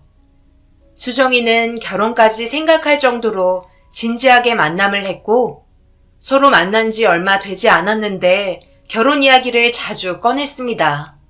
하지만 수정이의 적극적인 행동에 매번 당황할 때가 많았던 저 역시 나이가 적은 편이 아니었기 때문에 결혼을 안 하겠다는 건 아니었지만 아직 만난 지 2달 정도밖에 되지 않았는데 저와의 결혼을 진지하게 생각하고 있다는 수정이의 말이 부담으로 다가왔던 건 사실이었어요. 그렇지만 수정이가 기분이 상할까봐 말을 꺼내기 조심스러웠고 결혼에 대해서 이야기를 할 때마다 제가 피하는 걸 눈치챈 수정이가 하루는 단도직입적으로 물어봤었습니다. 오빠는 나랑 결혼하기 싫은 거야? 왜 결혼하자는 말만 나오면 자꾸 피하고 말을 돌리는지 이해를 못하겠어. 네가 싫은 게 아니고 아직 우리가 서로 알아가는 단계이고 3달도 안 만났는데 결혼을 말하는 게 너무 성급한 것 같아서 난 조심히 하고 싶은 것뿐이야. 요즘은 사업도 어렵고 당장 결혼을 하고 싶은 생각이 없어. 하게 되더라도 이 어려운 시기를 이겨내고 조금 잠잠해지면 그때 생각해도 되고. 우리 서로 사랑하는데 뭐가 문제야? 아직 시간은 많잖아. 시간이 많긴 뭐가 많아. 난 시간 없어. 오빠도 내가 좋고 나도 오빠가 좋으면 된 거 아니야? 서로 문제될 거 없는 거 다 확인했잖아. 아직 나한테 뭐 숨기는 거 있어? 난 뭐 매번 결혼 이야기가 좋은 줄만 알아? 아무 반응 없는 오빠한테 적극적으로 결혼 이야기 하는 게 얼마나 자존심이 상하는지 아냐고. 혹시 결혼 못할 이유라도 있는 거 아니야? 전혀 없어. 건강검진 한 것도 봤잖아. 그리고 과거도 깨끗한 거 친구들 통해서 확인했고 전혀 그런 거 없어. 단지 요즘 회사가 어려워서 내가 마음이 싱숭생숭해서 그래. 수출길도 막혔고 이러다 정말 생산 작업은 멈춰야 할지도 모르는 상황이야. 이럴 줄 알았으면 한국 쪽에도 거래를 텄어야 했는데 갑자기 이렇게 될 줄 꿈에도 몰랐어. 중국 쪽에는 우리 제품이 못 들어오니까 거래를 끊고 다른 곳을 알아본다고 하고 요즘은 진짜 결혼 생각할 틈이 없어.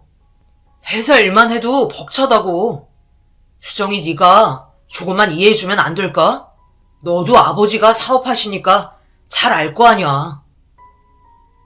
오빠 말이 무슨 뜻인지 알겠는데 나 결혼 빨리 하고 싶단 말이야.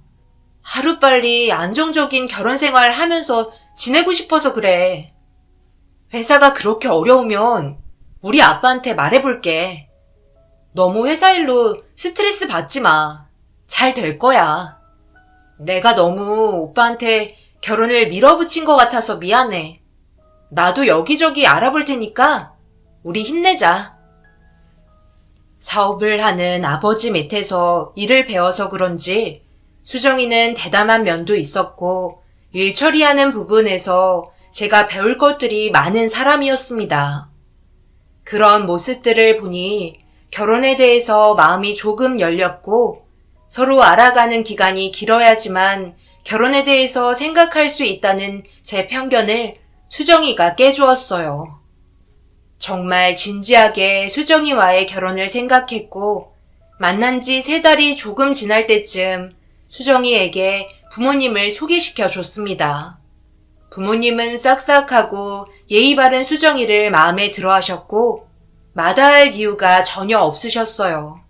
오히려 수정이를 만나고 난 다음 날부터 하루빨리 수정이네 식구와 상견례 날짜를 잡으라는 말을 하셔서 먼저 수정이 부모님을 만나봐야 했습니다. 수정이 부모님과 만나기로 약속을 잡고 일주일 정도 남겨둔 시점에 이상한 일이 생겼습니다. 어머니와 백화점을 갈 일이 생겨서 함께 볼일을 보고 나오는 주차장에서 트렁크를 열고 짐을 옮기는데 반대쪽 라인에 차가 들어왔고 차에서 친구들처럼 보이는 사람들과 내리는 수정이를 보게 됐어요. 백화점에 온다는 말은 없었는데 백화점에서 보자 당황했고 어머니 역시 수정이를 발견하고 반가워하셨습니다. 그런데 백화점 안으로 들어가는 수정이를 불러봤지만 저희 쪽을 한번 쳐다보고는 안으로 들어갔어요. 분명 눈이 마주쳤고 밝게 눈인사를 보냈는데 돌아오는 건 쌀쌀한 외면이었습니다. 어머니 역시 수정이랑 싸웠냐고 물어봤고 아무리 생각해봐도 저한테 쌀쌀맞게 대할 이유가 없는데 당황했어요. 어머니가 우선 수정이한테 연락해보라고 해서 통화를 해보려 했지만 전화를 받지 않자 찜찜한 마음으로 백화점 주차장을 빠져나왔습니다. 어머니를 집에 모셔다 드리고 저녁이 돼서야 아까 낮에 있었던 일이 생각이 나서 전화를 했어요. 낮에 친구들과 웃으면서 백화점 안으로 들어간 걸 봤다고 했고 왜 나와 어머니가 인사를 했는데 받아주지도 않고 들어갔는지 묻자 대뜸 화부터 내기 시작하는 모습에 당황을 했습니다. 아까 당신 백화점 왔었어? 친구들하고 웃으면서 이야기하고 안으로 들어가는 거 봤는데 내가 엄청 큰 소리로 자기 이름 부르면서 아는 척 했는데 자기는 나랑 눈도 마주쳐 놓고 쌩하고 그냥 들어가더라. 내가 아까 얼마나 당황했는데 엄마도 당신 보고는 우리가 싸웠냐고 묻길래 절대 아니라고 했지. 혹시 당신 나한테 서운한 거 있었어? 오빠는 왜 이렇게 생각이 없어? 만약에 내가 중요한 사람들하고 있거나 업무적으로 만나야 하는 사람들과 있었으면 어쩔 뻔했어? 그때도 나 만나면 큰 소리로 내 이름 부르면서 아는 척 하려고? 나 일할 때는 연락 잘 안 하잖아. 아까 내 이름이 어렴풋이 들리긴 한 것 같았어. 근데 중요한 사람들하고 이야기 나눠야 할 게 있어서 그냥 뒤돌아보고 들어왔어. 오빠랑 눈 마주친 건 오빠가 착각한 거겠지. 난 오빠가 거기에 있는지도 몰랐어. 설령 오빠가 봤다 해도 그 순간에는 오빠를 아는 척 못했을 거야. 수정이는 분명 저와 눈이 마주쳤는데 뭔가 거짓말을 하는 것 같았습니다. 하지만 더 이상 아니라는데 제가 끝까지 물고 늘어질 이유가 없어서 수정이 말이 맞겠거니 했고, 저 몰래 다른 남자를 만난 것도 아니었기 때문에 쉽게 잊을 수 있었어요. 드디어 수정이 부모님을 만나는 날이 다가왔고 긴장이 되긴 하더군요. 사업이 잘 되고 있다면 자신감이 좀 더 붙었겠지만 어려울 때 이런 자리를 가지려니 괜히 주눅이 들었습니다. 수정이 말로는 아버님은 잘 다니시던 공장의 공장장 자리를 그만두시고 퇴직금과 자금을 모아 요트를 구입해서 임대업을 시작하셨다고 해요. 아버님이 사업을 시작할 때만 해도 한국은 요트 사업이 많은 대중화가 되지 못해서 처음에 자리 잡기가 무척 힘들었다고 했고, 어머니와 그 일로 많이 다투기도 하며 지냈다고 했습니다. 기본 억대가 넘는 요트를 한 대도 아니고 2대, 3대 자꾸 늘려가는 아버님을 이해하실 수 없었고, 매달 월급을 받아와 생활했던 터라 요트 사업을 한 후로는 1달이고 2달이고 집에 돈을 가져오지 않아서 어머니가 생계를 꾸려 나가시기도 했다고 해요. 또 여러 번 이사도 옮기며 힘들게 가족이 살았던 때를 말해주면서 그래도 포기하지 않고 뚝심 있게 자신의 길을 밀고 나간 아버지 때문에 지금의 자리까지 올 수 있었다고 합니다. 아버님이 정말 대단해 보이셨고 존경스러웠어요. 저도 사업을 하면서 많은 반대와 무리한 도전이라고 포기하라는 말을 들으며 이 회사를 끌고 왔었는데, 수정이가 이렇게 자신의 이야기를 해주니 아버님과 벌써 동질감이 느껴지는 것 같았고, 제가 너무 의기소침해 있는 모습을 보이자 수정이는 괜찮다며 힘을 줬습니다. 오히려 아버님보다 제가 더 이른 나이에 사업을 키운 건 대단하다고 절 치켜 세워줬어요. 수정이의 응원에 힘입어 아버님과의 첫 대면에 있던 날, 제 바람대로 잘할 수 있을 거란 생각은 빗나갔고 결국 구토를 하고 말았습니다. 안녕하세요. 박주원입니다. 아버님, 어머님, 너무 뵙고 싶었어요. 수정이가 아버님 이야기를 많이 해줬습니다.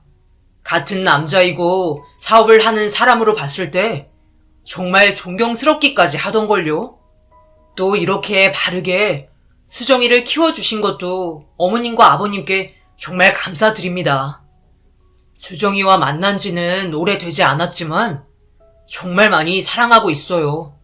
제가 부족한 게 너무 많지만 그래도 평생 호강시켜줄 자신 있습니다. 현재는 회사가 조금 힘들지만 곧 다시 자리 잡을 거고요. 절대 무너질 회사는 아닙니다. 아버님도 아시겠지만 수정이가 꼼꼼한 부분이 있잖아요. 이미 제 회사에 대해서 말씀 들으셨으니 아실 겁니다. 아빠, 내가 주원씨 회사 사무실부터 어떻게 운영되어 있는지 다 검토해봤어. 요즘 사업하는 사람답지 않게 정말 열심히 했더라고. 솔직히 주원씨 놓치고 싶지 않아요. 아빠도 주원씨 보면 정말 괜찮은 사람이라고 생각 들 거예요. 그러니까 그만 경계하시고 주원씨 술 한잔 주세요.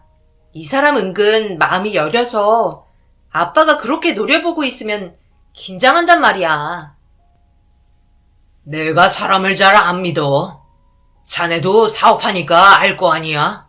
이 사람 저 사람 다 만나다 보면 나한테 진심으로 다가오는 사람인지 나를 이용해 먹을 사람인지 말이야. 하도 수정이가 만나달라고 해서 왔네. 그리고 이 자리가 자네를 내 사위로 맞을지 말지 정하는 자리이기도 하지만 사업가인 나로서는 자네에게 투자를 할지 말지 생각이 많아지는 자리이기도 해. 수정이가 자네 만나기 전에 회사 사정에 대해서 설명해줬네. 요즘 시기에 안 힘든 회사가 어디 있겠나? 그런데 내가 자네의 뭘 보고 투자를 해야 할지 아직 감이 안 서니까 그 이야기는 좀 더 나눠보도록 하고 내 술 한 잔 받게. 술 한 잔으로 시작해서 아버님과의 독대는 장작 6시간 동안 이어졌고 아버님은 계속 저에게 술을 권했습니다. 딸 가진 아버님들은 사위를 볼 때 술을 마셔본다는 말을 드라마에서 본 적이 있었는데 그 꼴이 딱 저였어요. 숨 쉴 틈도 말할 틈도 주시지 않고 계속 술을 권하시는 아버님에게 저도 오기가 생겨 거절하지 않고 술을 받아 먹었습니다. 솔직히 사업을 하는 사람이라 실속을 안 볼 수는 없더군요. 이왕 결혼하기로 한 거 결혼도 하고 잘 사는 처가댁 도움을 받으면 그야말로 금상첨화가 아닌가 싶은 생각이 들었어요. 예전에 수정이가 아버지에게 투자금을 받아보면 어떨까라는 이야기를 얼핏 했었지만 실제로 이런 일이 이어질지 생각도 못했고 내심 기대는 하고 있었지만 내색은 하지 않았어요.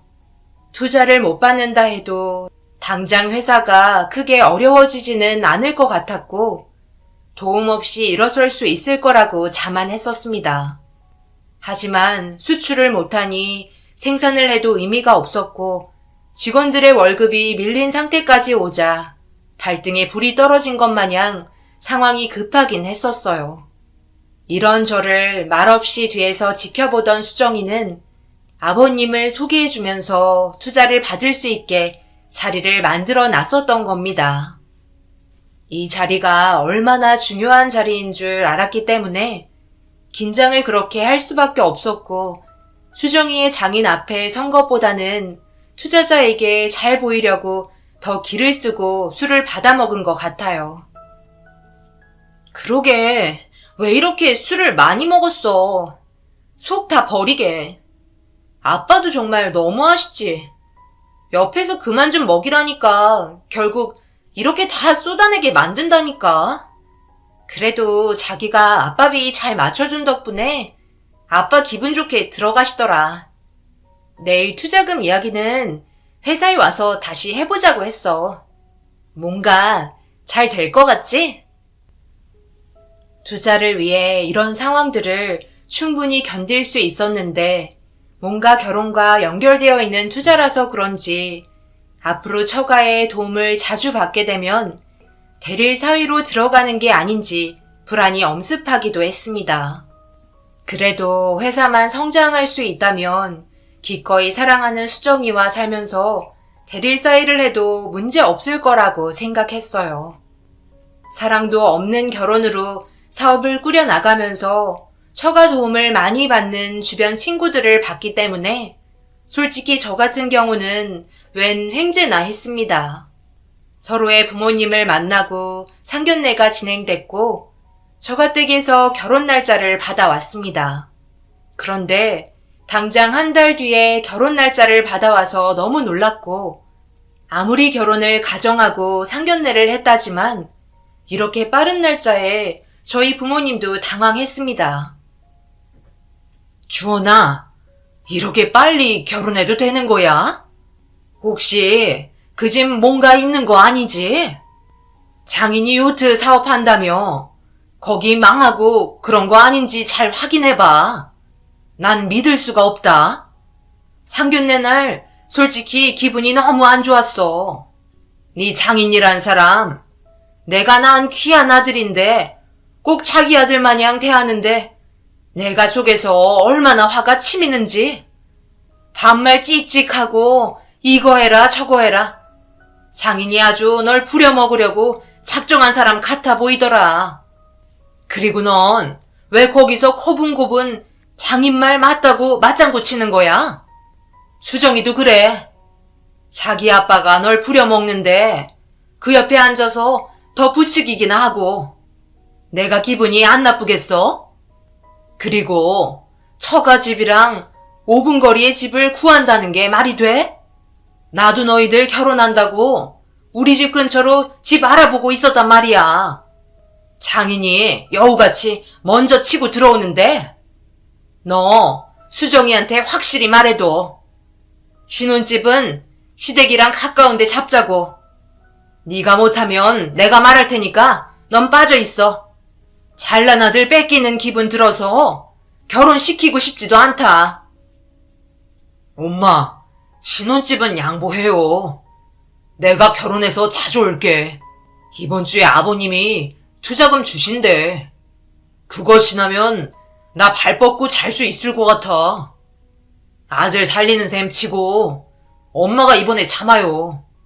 어쨌든 회사는 안정되게 해야 할 거 아니야. 그리고 내가 지금 사업 잘 꾸리는 거 보시면 아버님이 요트 사업도 나한테 물려주실 것 같아. 수정이가 일 맡아서 한다 해도 나랑 결혼하면 수정이께 내게 되고 그런 거 아니겠어? 지금은 처가에 잘 보여야 한단 말이에요. 뭐든 다 오케이 해줘야 하고. 내가 요트 사업만 물려받게 되면 우리 엄마 이름으로 된 요트 멋지게 쏠게. 기대하셔. 그러니까 수정이한테 시어머니 행세 말고 그냥 조용히 수정이 하라는 거 다 하게 둬요. 그럼 엄마한테 조호와 요트가 생긴다니까? 결혼이라는 게 아무리 사람 힘으로 번갯불에 콩 구워 먹듯 해결하려고 해도 고부 사이를 막을 수는 없더군요.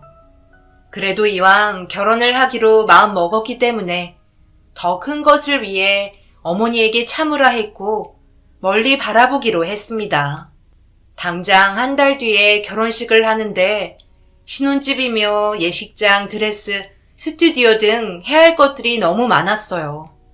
어머니와 수정이가 요구하는 것들은 많고 너무 달라서 그것들을 해결하느라 진이 빠졌고 이미 아버님의 투자금을 받은 상태라 어머니의 요구보다 수정이에게 더 치우치는 건 사실이었습니다. 어머니에게 요트를 사주겠다고 달랬고 결혼 준비는 별탈 없이 진행됐어요. 하루는 예식장을 알아봐야 하는데 수정이가 아버님의 요트에서 선상 결혼식을 원한다고 하길래 뜻대로 선상 결혼식을 하기로 했습니다. 속으로 예식장 비용은 덜었다고 생각했죠. 그런데 문제가 생겼고 처음으로 심하게 다투게 되었어요. 가족들만 결혼식을 참여해야 한다는 게 말이 돼? 그러면 예식장을 잡자. 결혼식을 축하받기 위해서 하는 건데 가족들만 하게 되면 약혼식이지 무슨 결혼식이야.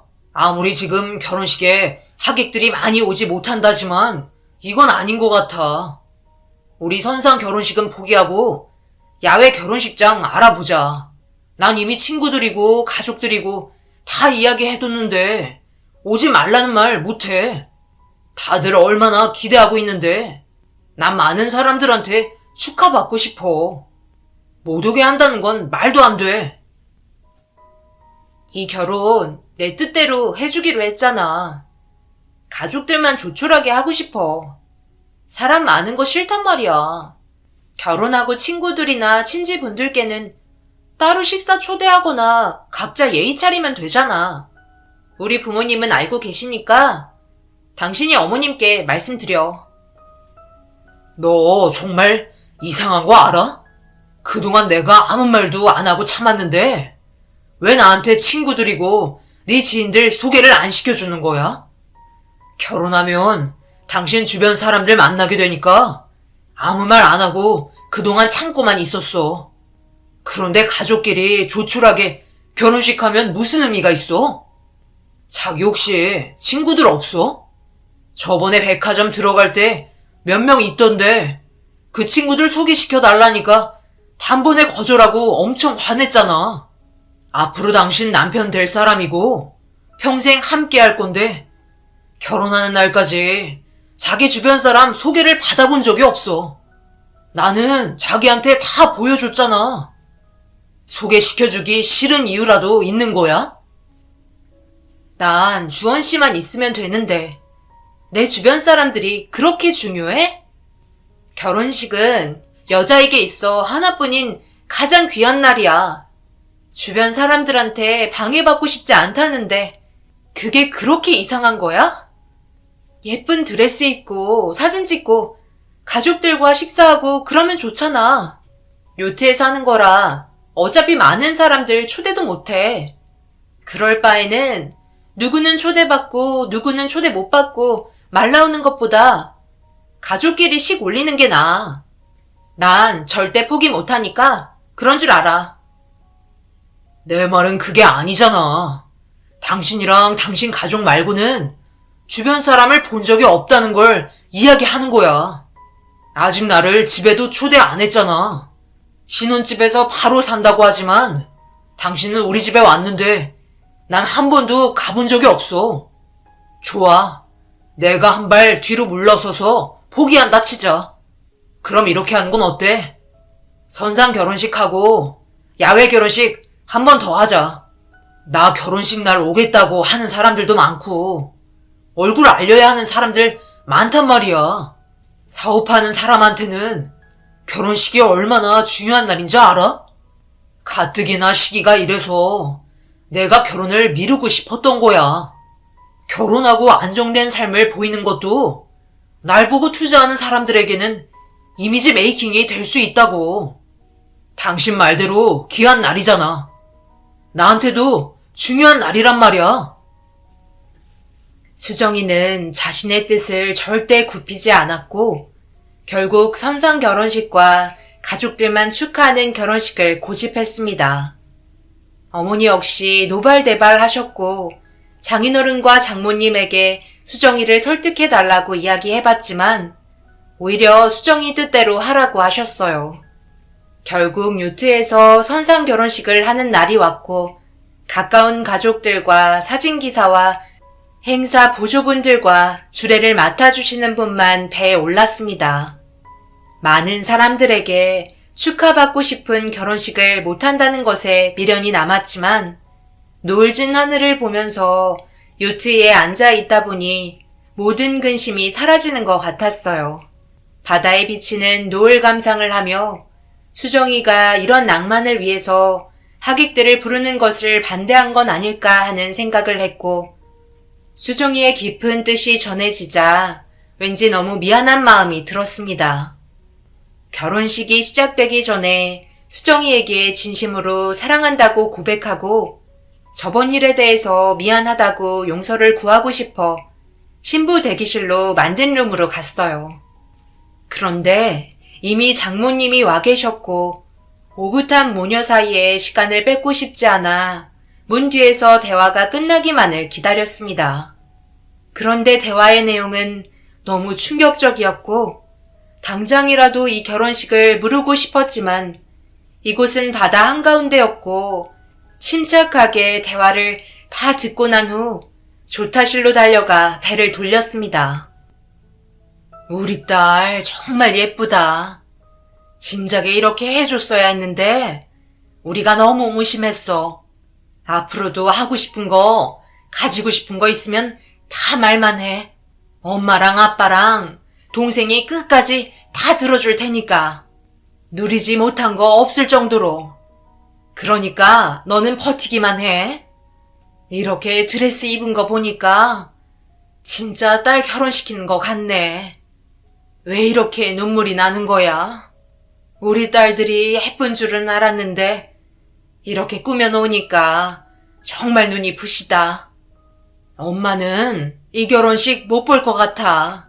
왠지 결혼식 끝나면 정말로 우리 수지를 떠나보내야 할 것만 같아서. 엄마, 누가 보면 정말 어디 가는 줄 알겠어. 나 위해서 이렇게까지 안 해도 되는데 어젯밤에 수정이랑 같이 자는데 수정이한테도 미안하고 제부될 사람한테도 미안하고 내 욕심 같아서 잠이 안 오더라. 요즘 웨딩드레스 입고 셀프로 찍는 사진들도 많고 이렇게까지 안 해도 됐지 싶어. 어차피 사진만 찍을 거였잖아. 수정이가 하도 고집도 세고 완강해서 이렇게 하긴 하는데 나 제부 얼굴을 못 보겠어. 찜찜하단 말이야. 뭘 걱정해. 수정이가 다 계획한 건데 당사자가 허락했으니까 너는 진짜 결혼식 하는 거야. 너도 사진만 찍어보는 건 아쉽잖아. 여자한테 결혼식은 얼마나 축복인 줄 알아? 우리 딸도 그걸 누려봐야지. 아빠는 어제 잠도 설치더라. 너 손잡고 걸을 생각하면서 몰래 화장실에서 걷는 연습하더라니까. 나한테 딱 들켜서 얼마나 민망해 하던지. 엄마, 정말 미안해. 내 선택 받아준 것도 고맙고, 벌써 5년째 투병했고, 해마다 검사한 신장은 맞지도 않고, 그동안 나도 너무 지친 것 같아. 수정이한테도 쌍둥이 언니로서 해준 것도 없고, 이렇게 뺏기만 하고, 차라리 내가 빨리 없어져야 우리 가족이 평범하게 살 것 같은데, 병원에서 죽는 것만 기다리고 있고 싶지 않았어.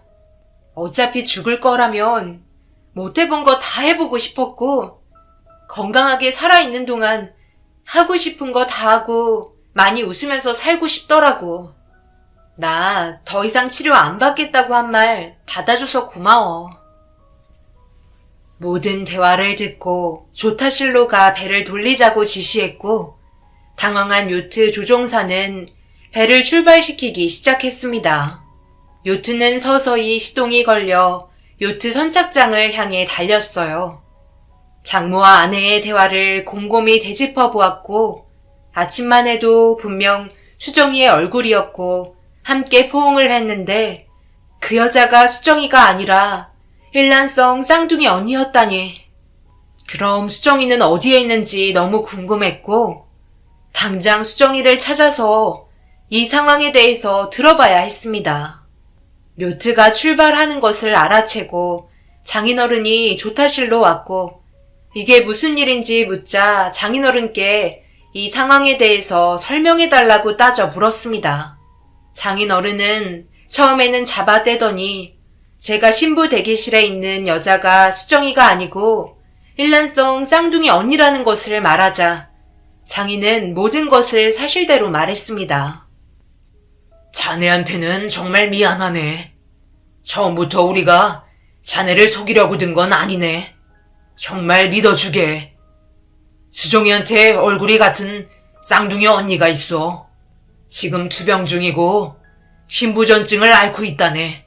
5년 정도 됐는데 이게 신장이 제 기능을 못해서 체내 노폐물을 인위적으로 배출해줘야 하는 병이야. 수지가 처음 몇 년은 잘 버텨주더니 작년부터 더 이상 치료를 받지 않겠다는 말을 해왔고, 우리 가족은 수지의 뜻을 받아주기로 했어. 수지가 그동안 해보고 싶은 걸 다 해보기로 말이야.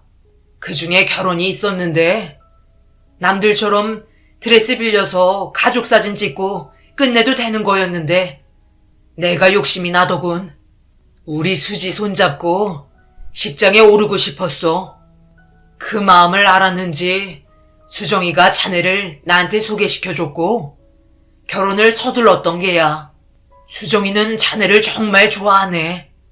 단지 이 아빠 욕심을 들어주려고 이렇게 상황을 만든 거니 날 미워하고 우리 수정이는 한 번만 봐주게.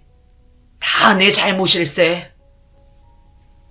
장인어른의 황당한 말에 더 이상 말을 할 수 없었고, 모든 사실을 알고 선착장에서 기다리고 있는 수정이를 봤습니다.